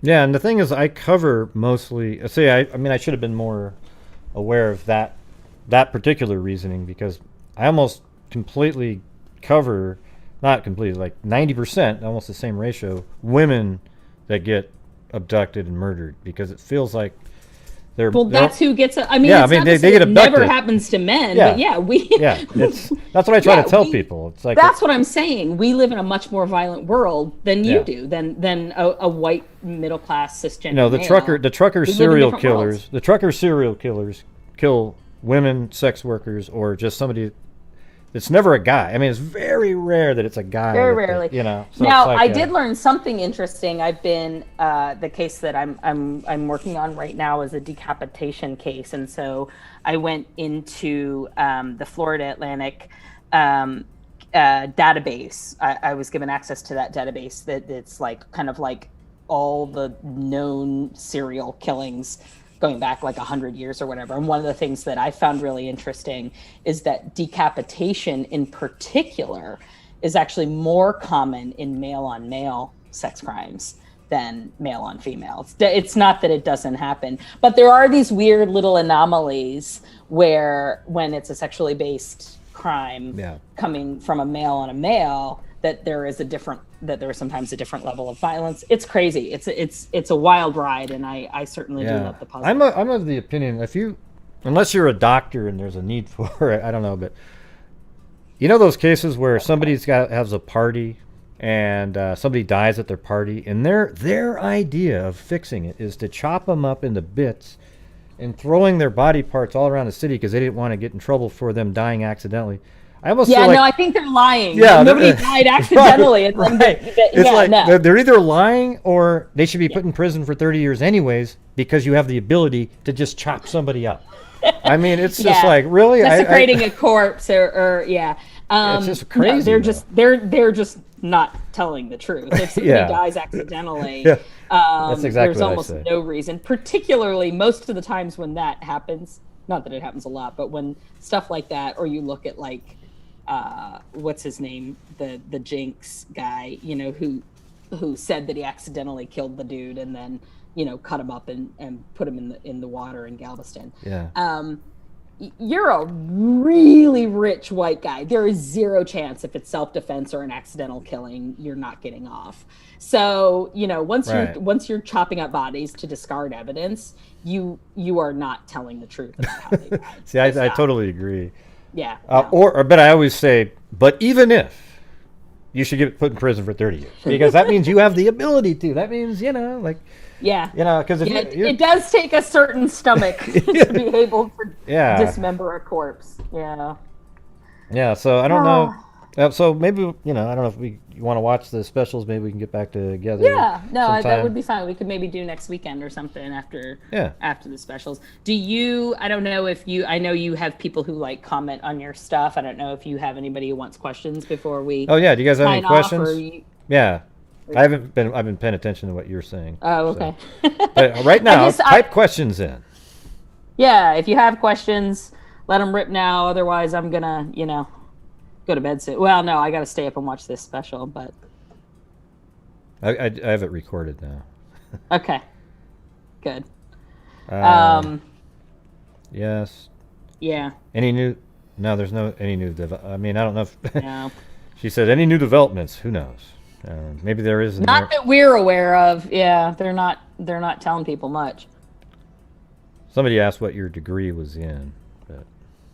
Criminal behavior, criminal justice theater. I have a BFA in theater, and then criminal justice administration, and then. You used to be a cop, though, weren't you? I was a cop for 10 years. Yeah, you don't have to be. I know, it's cool though. It's cool that you have that. You could just go to school and get it. But I was a regular cop in a cruiser. Like uniform. A gun and everything.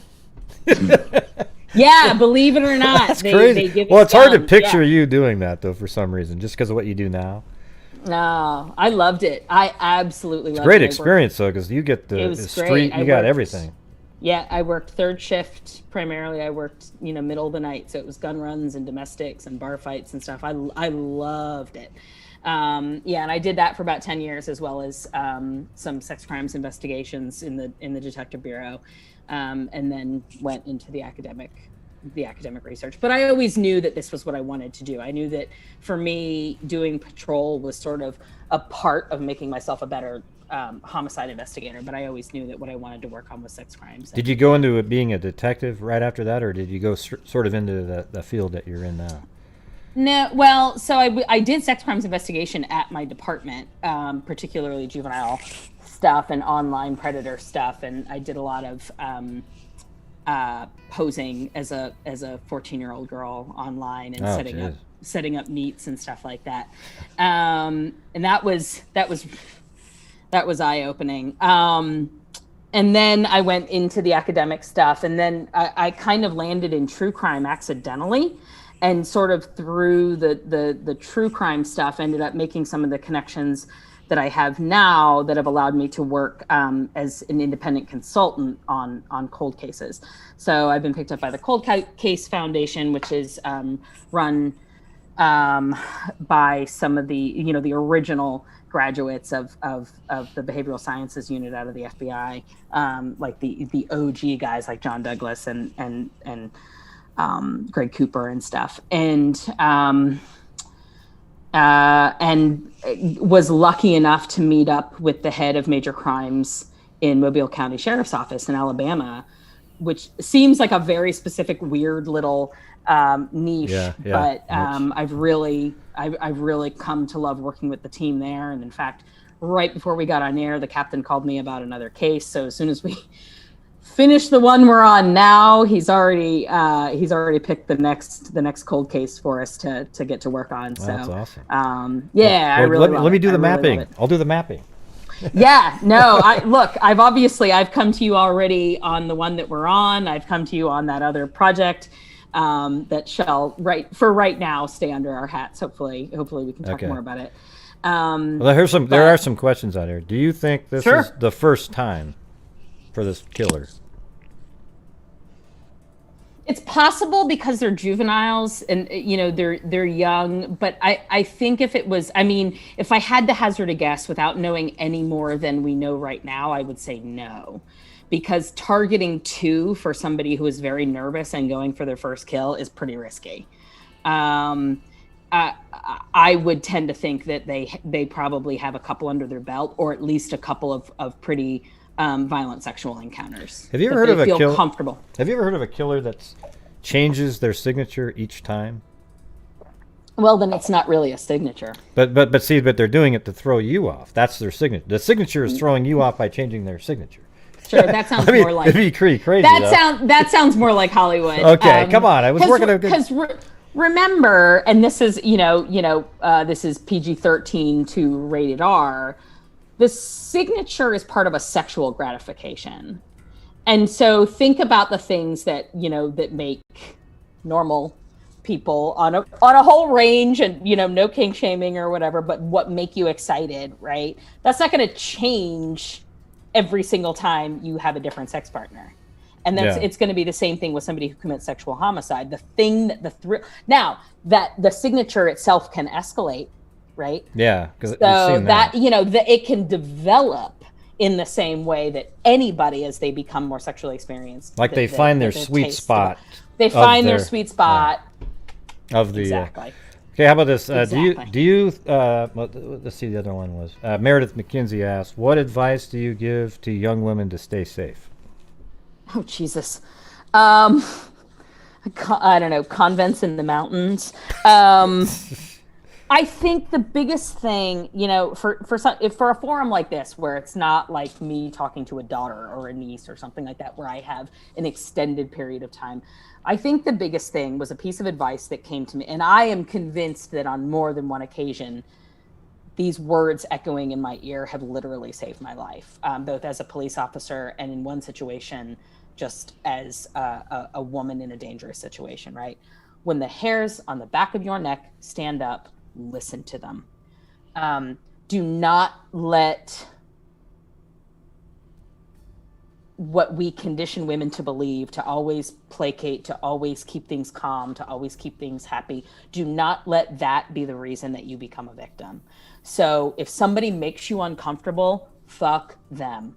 You do not need to make them happy. You do not need to make anybody happy. If you are uncomfortable, whether it is somebody in an elevator, somebody in a parking garage, somebody on a bridge in a park, or somebody in your dorm room, do whatever you need to do to make yourself safe the minute you feel that fear. Because that fear, do not forget that we are animals. We are evolutionarily designed to protect ourselves from prey. And when those little signals, those little bells start going off, You have to listen to them, and the faster you listen to them, the faster you will get out of danger. Yeah, that's great advice. I had a time. I've told the story on my show as my dogs bark my ears off. But I've done blue. I've done it one time when I was about 12 years old.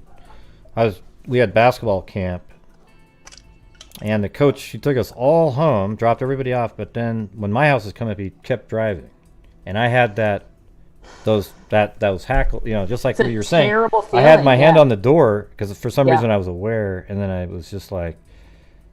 And then he goes, and then he turned around and drove me back. I think he just sort of, there was no way he didn't know, though. See, that's what's so weird. There's something going on. I've always checked in on that person over the years to see what's going on with him. Dude, I tell you what, I've got somebody in my background that I check on. I always know where they live, and I know what they're doing for similar reasons. And I think the other thing to remember is smart prey are aware smart predators are aware when the prey are aware of them, right? Like you see it, you can see it in the old Mutual of Omaha documentaries, with the lions and stuff on the prairie. Like they see which ones pick their heads up and look around the water hole, and they're like, I'm out of here. And they wait for the one who's like, and doesn't. And, you reaching for the handle may have been what prevented this person from feeling like you were acceptable prey.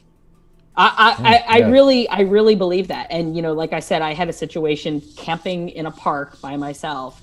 And it's such a long story, but it's the creepiest story. And I believe that hearing that it was an instructor in my federal academy who had said that, who said, when the hairs on the back of your neck stand up, listen to them. And I heard that. I was laying there in my tent with a knife in one hand and mace in the other, because I was so sure that this person at the next campsite was problematic. I had spent hours worrying about this guy. And I heard that instructor say that, and I jumped up and I grabbed my purse and I ran to my car and I took off out of there, and I went and stayed in a hotel. I left everything, left my tent, left all my stuff.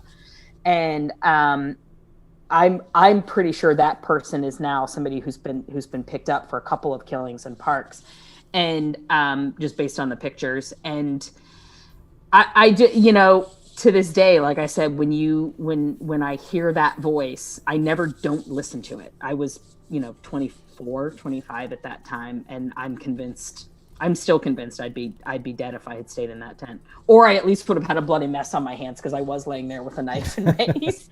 Yeah, well, good for you. Let's see. How old do you think this person? Have you seen the image, the video? I mean, I actually have the. Let me see. This is that video. Let me see if I'll play it on the screen really quick. I think it's this one. Let's see. Hold on. I don't know if it's that. Oh yeah, there it is.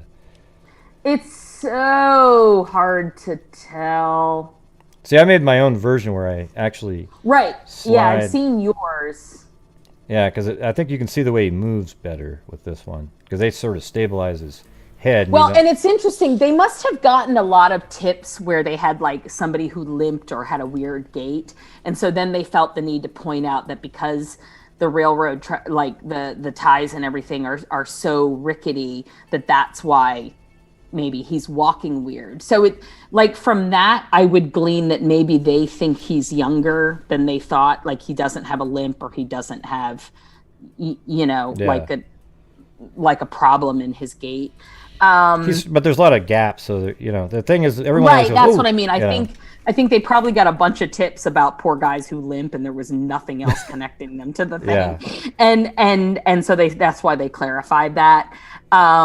Now they did also go out of their way to say that he may just look younger than what he is. And it's funny, I'm not gonna say it on here because I think it's sort of like doxing and sends people chasing after somebody who might very well have nothing to do with it. But there was somebody who jumped out at me. Well, I'm going to send you something later that in one of the press conferences that I've thought about, but this is something I've thought about a lot today, and I've thought, oh, I'm such an asshole if I think that. But I had times as an officer when I thought, God, you're such an asshole. Why do you always think the worst of everybody? And then it turned out to be true. So, I did send a text to a friend of mine today, and I was like, I'm just sending you this because if it turns out to be this person, I want to be able to say that I called it. I'll send you mine after the show. Okay, it does fit with some of the cryptic comments, so, but that's all I want to say, because I don't want to get people running after somebody innocent. Yeah, people are asking questions that you wouldn't know, like, has all the DNA been tested? I mean, We don't. Yeah. We don't. I mean, yeah, I would speculate, yes, by now it has been tested. Well, you would think if they had it. Yeah, oh, absolutely. The case that I'm working on, we had DNA that we, like, it's a cold case, but we had DNA that we had recently discovered in the evidence, and we had the results back in under a month. We sent it to a private lab rather than a state lab, but DNA moves much faster. On a case like this, they're not going to put it just in line at the state lab and wait 6 months or a year. But man, you got to admit, like just on the screen right there, 18 to 40 is pretty a ridiculous range. It's like 18 to 40. I mean, I guess, it's such a wide range, It's why not put 50 then, Because, I mean, the guy, I always thought the guy looked like I thought he looked like, just looking at him, 35 to 45. Looked like he had a graying goatee. Yeah, but the problem is because it's so grainy. Because it's a zoom, right, of a super far away video. I would imagine, obviously, we know they have probably closer up video. Although, again, I don't know why they would release it. I think this is what they've got. If they knew who it was, though, because if they do have a specific suspect in mind, they don't want him to abscond. They don't want him, you know what I mean? They need him to not realize that they're looking at him as hard as they are. But they, I think there's a reason they're holding so much back. I've never seen this much held back when they were at the same time begging the public for help, right? So you usually either see they are tight-lipped or they are begging the public for help, and they are putting a bunch of stuff out there, and they're just not putting anything out there, but at the same time they're saying, please come forward. That's why I think it's directed at the killer. Yeah, it seems to me, though, if they had a really much better picture of the face, they would have released that right away at the beginning, though. Like, hey, instead of that one long, unless they've known since 4 years ago. That's what I mean. I feel like they've known since 4 years ago. Okay, well, I don't know if I'm on that same page, but it could be, Very well, easily could be. It could have been an early hunch, and like I said, they just didn't want to scare him away. But I'll be curious when we jump offline here who your wild hair theory is, and see if it's the same as my wild hair theory. I'm just trying to there's a whole bunch of questions. There's so many of them. Thank you guys for hanging in. I know it's sort of there was like 700 discussion. 790 people watching at one time. It was crazy. I think that's more than watched my show on HLN. That's great. No, I'm sure more. By the way, my show is on HBO Max now. If you want to see more. Go say the name of the show. It's Hell in the Heartland. So it was a 4-part HLN series produced by CNN and Stephen David Entertainment. It focuses on the Laura Bible and Ashley Freeman case out of Oklahoma from 1999. So it was two adults were shot and killed in a home, and the home was set on fire. And the daughter of the couple and her best friend, who was there for a sleepover, had disappeared and have never been seen since. So it's a 4-part series about that case. Yeah, that was so weird because I remember it came out at basically CrimeCon 2 years ago. It seemed like, right? Just then. It did. The first episode aired the week before or 2 weeks before. So it was in the middle of the 4-week run at CrimeCon in New Orleans. Because I watched it on the flight, because I put it on my the way back on the way home, actually, because you told me about it. Yeah. Let's see. And that case is how the weird little path that led me to connecting with Mobile, Alabama. So I'm very grateful for that case. But also it's really important to keep the information about that case out there, because the girls' remains in that case have still never been found. So we do want to keep talking about that. Must be so awesome to be able to dive into the actual case files on these and see every single bit of the evidence that they have. Well, in that one, we weren't able to. The police did not cooperate. Now, though, those two. But the ones now, I work directly with the sheriff's office here, and it's a whole different ballgame when you have access to everything. But you know, I mean, it's an earned mutual respect and a mutual trust. They know that I can be trusted with the case to do the best thing for it and not, you know, not blow the case. Yeah. And that hopefully I have some skills that can be useful to the detectives here. And then the detective I've been working with, we just have a great click. It seems, you know, like when we're interviewing suspects together and stuff, I feel like we've been interviewing people together for 20 years. It was a good, that's awesome. Yeah, it was a good blend. It's a good blend. I don't think there's I'm any really doubt happy. that you have skills that they could use. I appreciate that, but they're pretty skilled too. I'm in awe of the team at this agency. Like, you know, there's no shortage of really violent crime coming into this agency, and they just knock them down, line them up and knock them down, man. They don't get cold cases anymore. It's crazy. Like, we're going to go through the backlog and work on their older cold cases from before this current team was in charge of homicide. But when they get cases now, man, I would not come to Mobile County and commit a murder because you are going to get caught. It's pretty cool. It's pretty cool. Wow. I like working with this team. It must make it so, like, the information that you get to read through, those are the kind of things that would keep you up at night. Like, you're just going, wow, thinking through scenarios, like, because you have all of the information, you know? Yeah, the scenarios and the nightmares and, you know, everything. Yeah. And I've been on this particular case now, this case from '93 that we're working on. It'll be 2 years next month. And we've you know, the case is 27 years old. And we've made a tremendous amount of progress with almost no physical evidence. So I'm really pleased with what we've done. But it's definitely a thinker. Okay, how about this? I think we're close. Oh, I'm interested. I mean, that's one of the ones that helped with some mapping. Yeah. But, Yep. And in fact, some of that mapping has led to this new batch of suspects that we're getting ready to start reaching out to this week. Oh, cool. Awesome. So, yeah. How about this? Right at the end here, why don't you go through and just give out your theory, just with what you got of, you know, what might have happened here. See if you can just do it. And then we'll see at the end how close that was. Unless you don't want. And keep in mind, everybody, this is without her having any case files or anything. Yeah, this is with no case file. It's a totally different story because once you get case files, you're like, oh, that changes. Yeah, rule out one stuff. Little thing could exactly, rules out stuff. I would say, I certainly would say that this is somebody who knows the area well. I mean, and that's a no-brainer, right? So they know the park.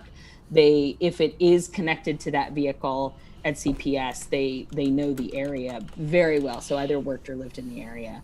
I think they are very organized, which would lead me to believe this is not their first violent crime. This is so well thought out, and it does seem, for whatever reason, that whether they knew these two particular girls or not, that one of the two girls was the larger focus of the impetus and of the compulsion, right? And so whether the plan was to kill Liberty and Abby that day or just to attack somebody in the park that day, there was a plan. Somebody had something thought out.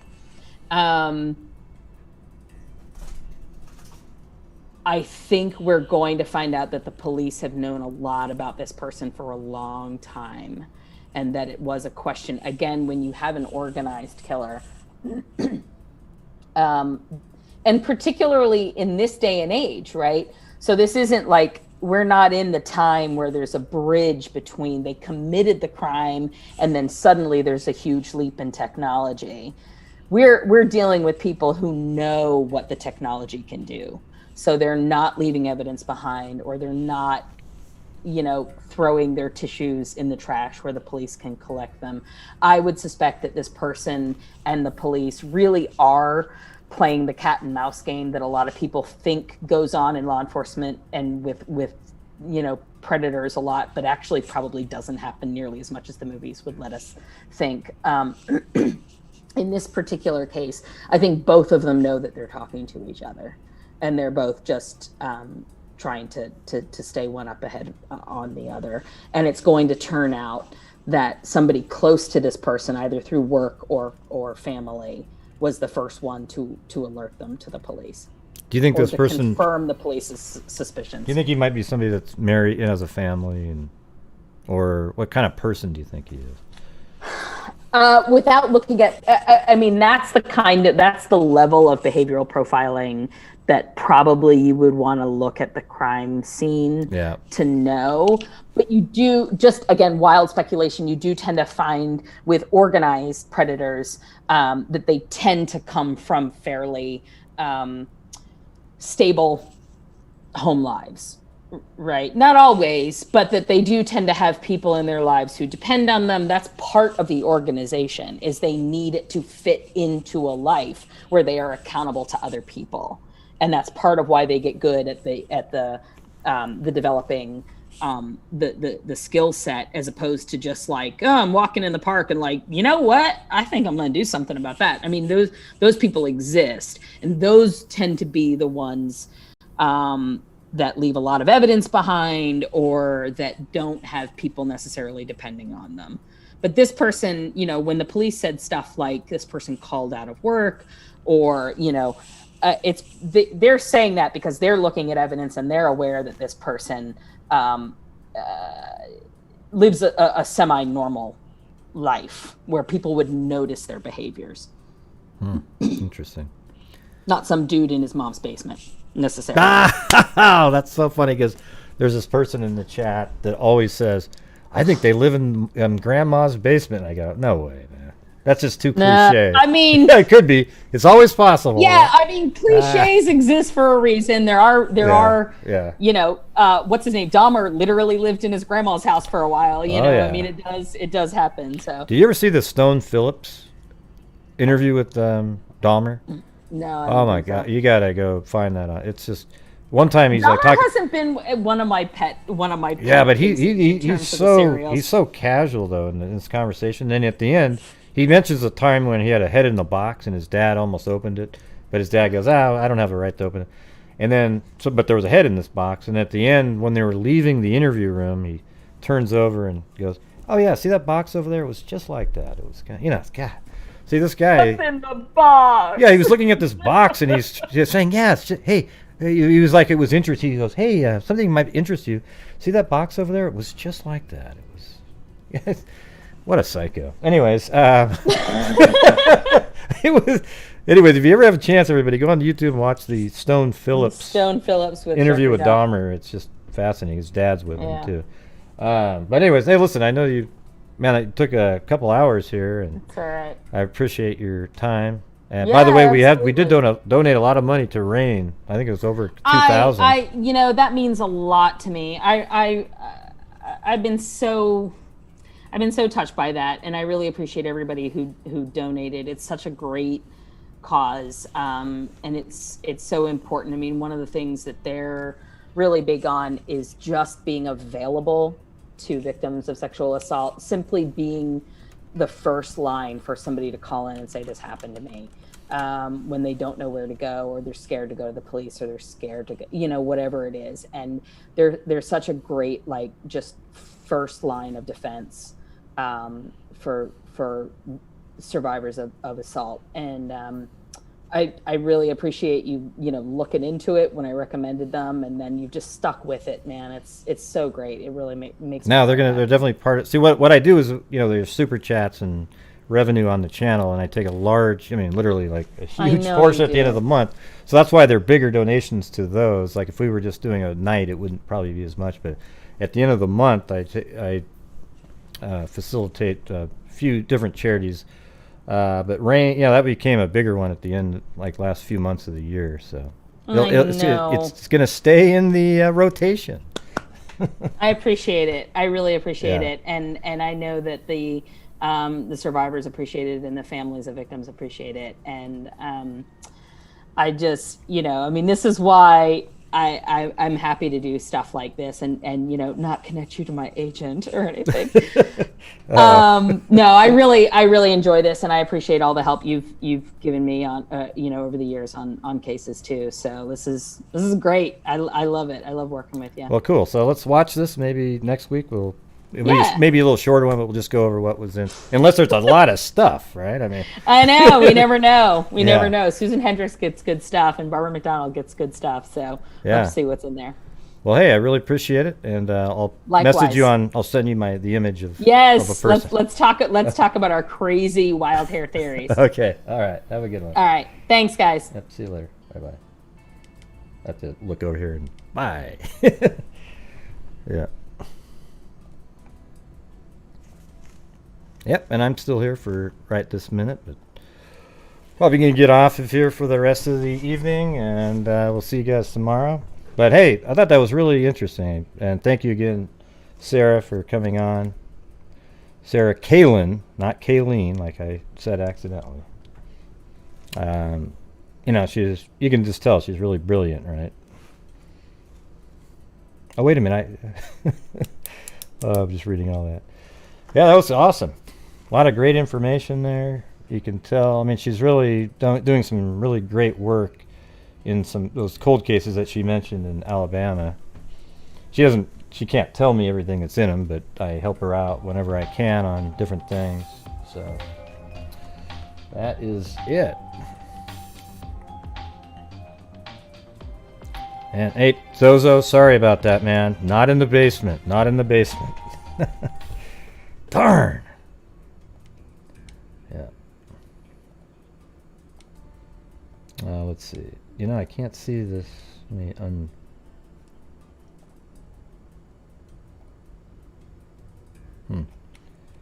Who was the very first person? I can't read their name for some reason. On the I'm trying to find the very first super chat on here. It doesn't save it. Does anybody remember who the very first one was? I said thanks in the chat, but it's blocked by some kind of a pin. Yeah, I thought that was really interesting. If you missed the show, go back and watch it. I had 2 great shows in a row, I think, with Kelsi and then also with Sarah Cailean. All right, so, okay, Diana Begg, thank you. Chuck Sims, One Sly Angel, Mag, Susanna Mac, Gilla, or I have to say it different, Gilla Podrick now. Thank you, that was a cat eye donation. Diane Begg again, Stella Hope, Claudia Neubauer again, Jay Case with a cat eye donation, Mag, Barbara Gordon, Desiree D, Claudia Neubauer, Wally Gator, Michelle Callahan, Nona 617, On the Trail, Kim, and Tracy. All right. Now there's Nicole Marie at the end there. I'm thinking of having more interviews with experts on different things. I don't try to do it where it's too structured when I do the interviews. I hope you guys don't mind the way I do it. I like to just kind of have like a conversation about things, and then it leads to different areas that maybe you wouldn't have gone if it was all structured up. I always think about it. I have a few things that I want to bring up, but I don't do the looking at an outline and try to keep sticking to that.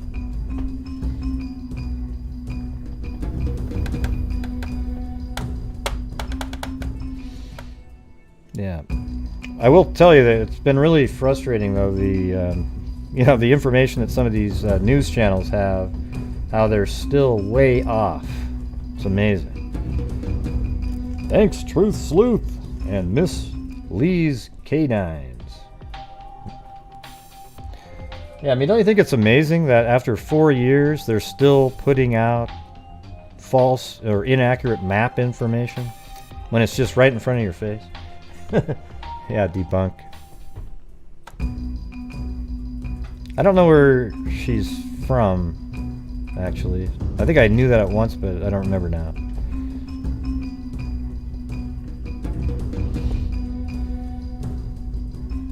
Ah, cool. All right.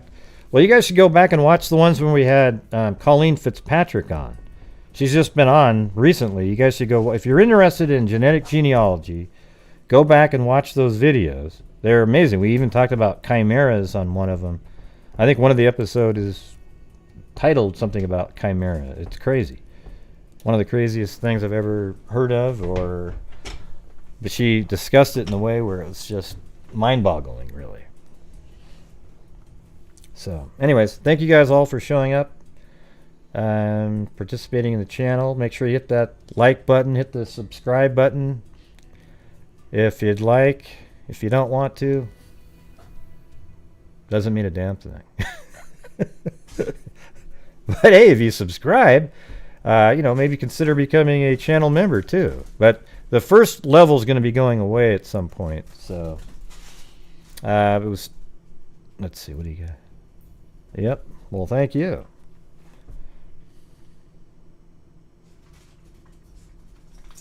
Yeah, you guys definitely got to go back and watch the one on chimeras. That was insane. And she's here's the thing about Colleen Fitzpatrick. You notice how there's all these women are these amazing experts, right? I'm broke. Smiley face. You know smiley how face. you know how smiley people always face, say, "Gray, smiley you hate face. Gray Smiley doesn't face. Great live tie. Gray doesn't like women." What a load of crap. Here's the thing, everybody. I love women. I think women are just as smart or smarter than guys in a lot of different areas. It doesn't mean anything. The reason is I argue sometimes because in the true crime world, 90% of the people in there are women, so we're going to get in arguments, right? So that's what's so insane is when people are their brains don't work well enough, so that's their first comment. If you say something like, I never say anything about anybody's gender when I'm talking about them. I don't go, oh, well, you're a woman, so therefore, so just if you want everybody to be equal and I'm arguing with you, don't pull the gender card out. Just realize it's about the content of what you just said, okay? That's the way to look at it. What are you talking about, Vanessa? No, nobody has any idea what you're talking about at this point.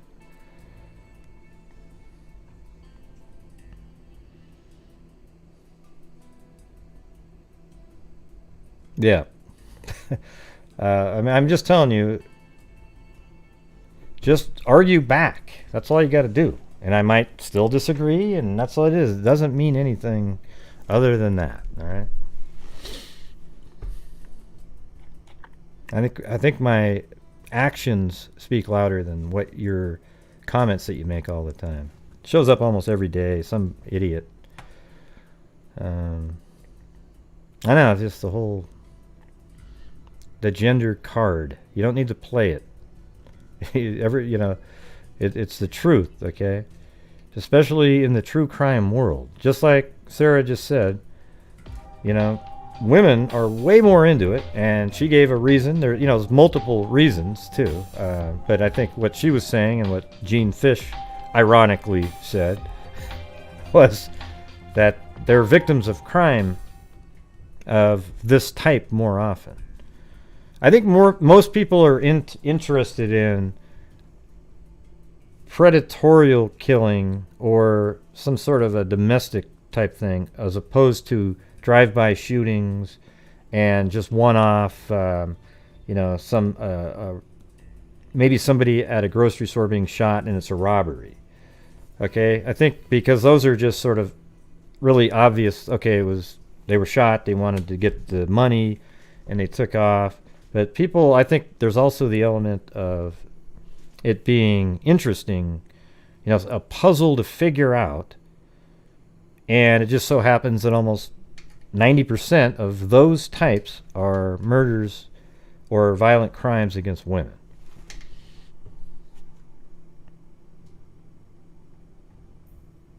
Yeah, exactly. Yeah, just what Zozo said. If you want to be equal, act like it. And the thing is, I think they're more than equal, but just don't keep pulling the card out because it's something that's been used for so many years. There's no need for it. Yep, puzzle, psychology. I mean, I know that I like it because, you know, when I say like, it's hard to, you know, it's hard to comment about true crime in a way that you don't sound kind of weird when you say, you know, I really enjoy looking into a case and trying to figure out. And then you get the high and mighty types that really shouldn't be following true crime when they reply with, how dare you enjoy something so horrific?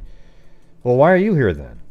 Well, because I'm a martyr. I like to have the martyr complex. I want to feel like, hey, listen, I'm looking into these because they're interesting. That's why I do it. You know, I like figuring things out and trying to help people see. I mean, here's the thing in the Delphi case. In the Delphi case, I put together the factual information way before anybody else. It's just the truth in it. All the different locations, the flow of the crime. I've had all of that information since March of 2017.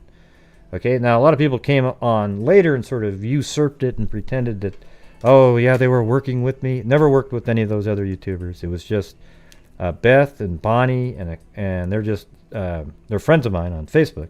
And they went out there with cameras, and we figured it all out, right? So we figured it out and put it all together, and it's absolutely 100% factual, all the locations, and yet it's still not widely known out there. That's what drives me nuts. It's like, have all the facts, then think outside of it. See, what I say, this is sort of my motto. It never picked up as a mug. You know, I made a mug of it. Nobody bought it really, but it's, you know that phrase, think outside the box? Well, I say that you need to fill the box with facts first, chock full. Then think outside of that box. Then you'll be speculating accurately, or way more accurately, based on the facts that you've gathered. It's when people start speculating with nothing that you end up with garbage almost every single time. All right, everybody. So that's it for the show. And hope you guys, maybe, I'm thinking of, I know we've been doing Delphi for a few days, but I'm actually thinking of doing it again because I've got to, you know, we've got to go over these specials that are coming out because apparently there's new information in them. All right, but I don't cover Delphi 24/7 every single day of the year, okay? I'm not one of those channels. I do cover it, you know, once every 4 or 5 weeks or something just to kind of keep it out there. But right this last week I've done 4 shows because it's the 4th anniversary. And usually around the anniversary I do little extras. But now that there's a special coming out, we might have to do more. But also thank you all for being so generous with the super chats, especially the last 5 days or so. It made up for kind of a slower, earlier part of the month. So that was great. So, all right, everybody. Thank you guys very much. We will see you. Oh, there's Blue, by the way. Hey, Blue. What's going on, buddy? What's going on? Oh, God. Chloe's running. What's going on, Chloe? Look at that. Look at that. What's she doing? What's she doing? What's she doing right there? Look at that. Look at that. That's what I'm talking about. She's nuts. Look at this.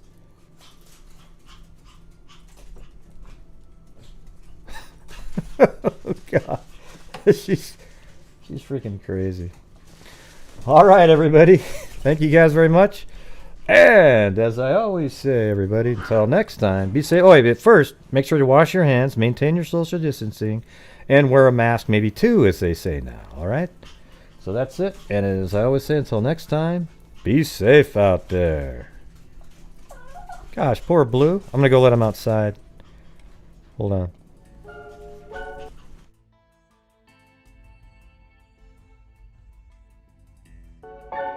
During this whole time, I have not seen one person that is a crime dissector, thug rejector. I'm a certified human lie detector. Gonna get ya on a stretcher if you try and play me like an old projector. Crime sector is my nectar. Professor Gregor's gonna give another lecture. Crime collector. freak connector, and I'm always gonna be a pup protector, fool deflector, interceptor, and I'm meaner than a spectre with a vector on his pector. With all respect, ya, just remember I've a temper fucking check ya. I have no agenda, I'm no pretender, and I'll serve it to you straight without the blender. And in the end, I'm gonna send ya on a mission to reveal the true offender.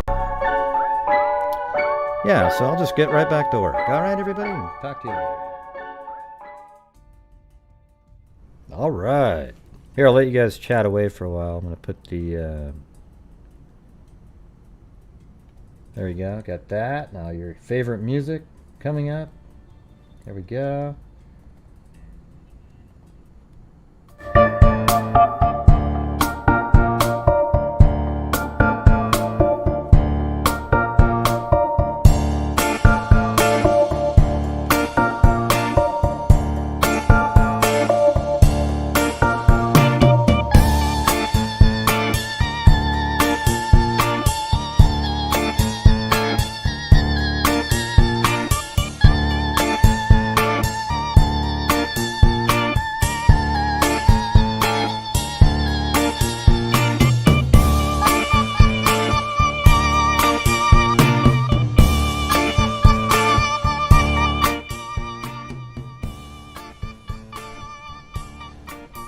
Everybody who's on here right now, if you could put out good thoughts or vibes for Dottie-O, Caspian Horses Rock, you know, she's on here. Dottie-O, Caspian Horses Rock. I guess she just had some kind of a, I don't know what kind of a stroke it was, but at least she's in stable condition. But everybody put some prayers out for good thoughts, all right?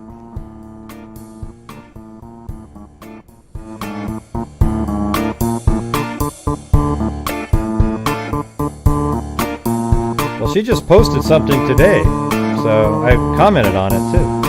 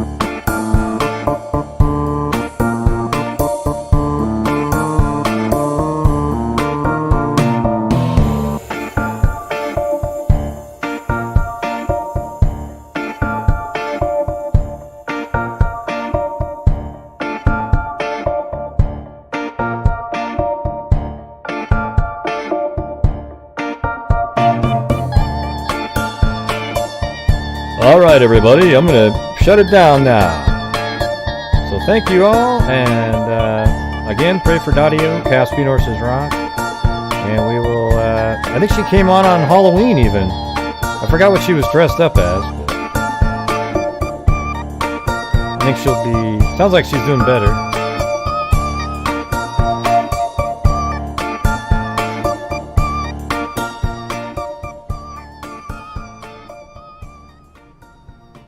Be safe out there.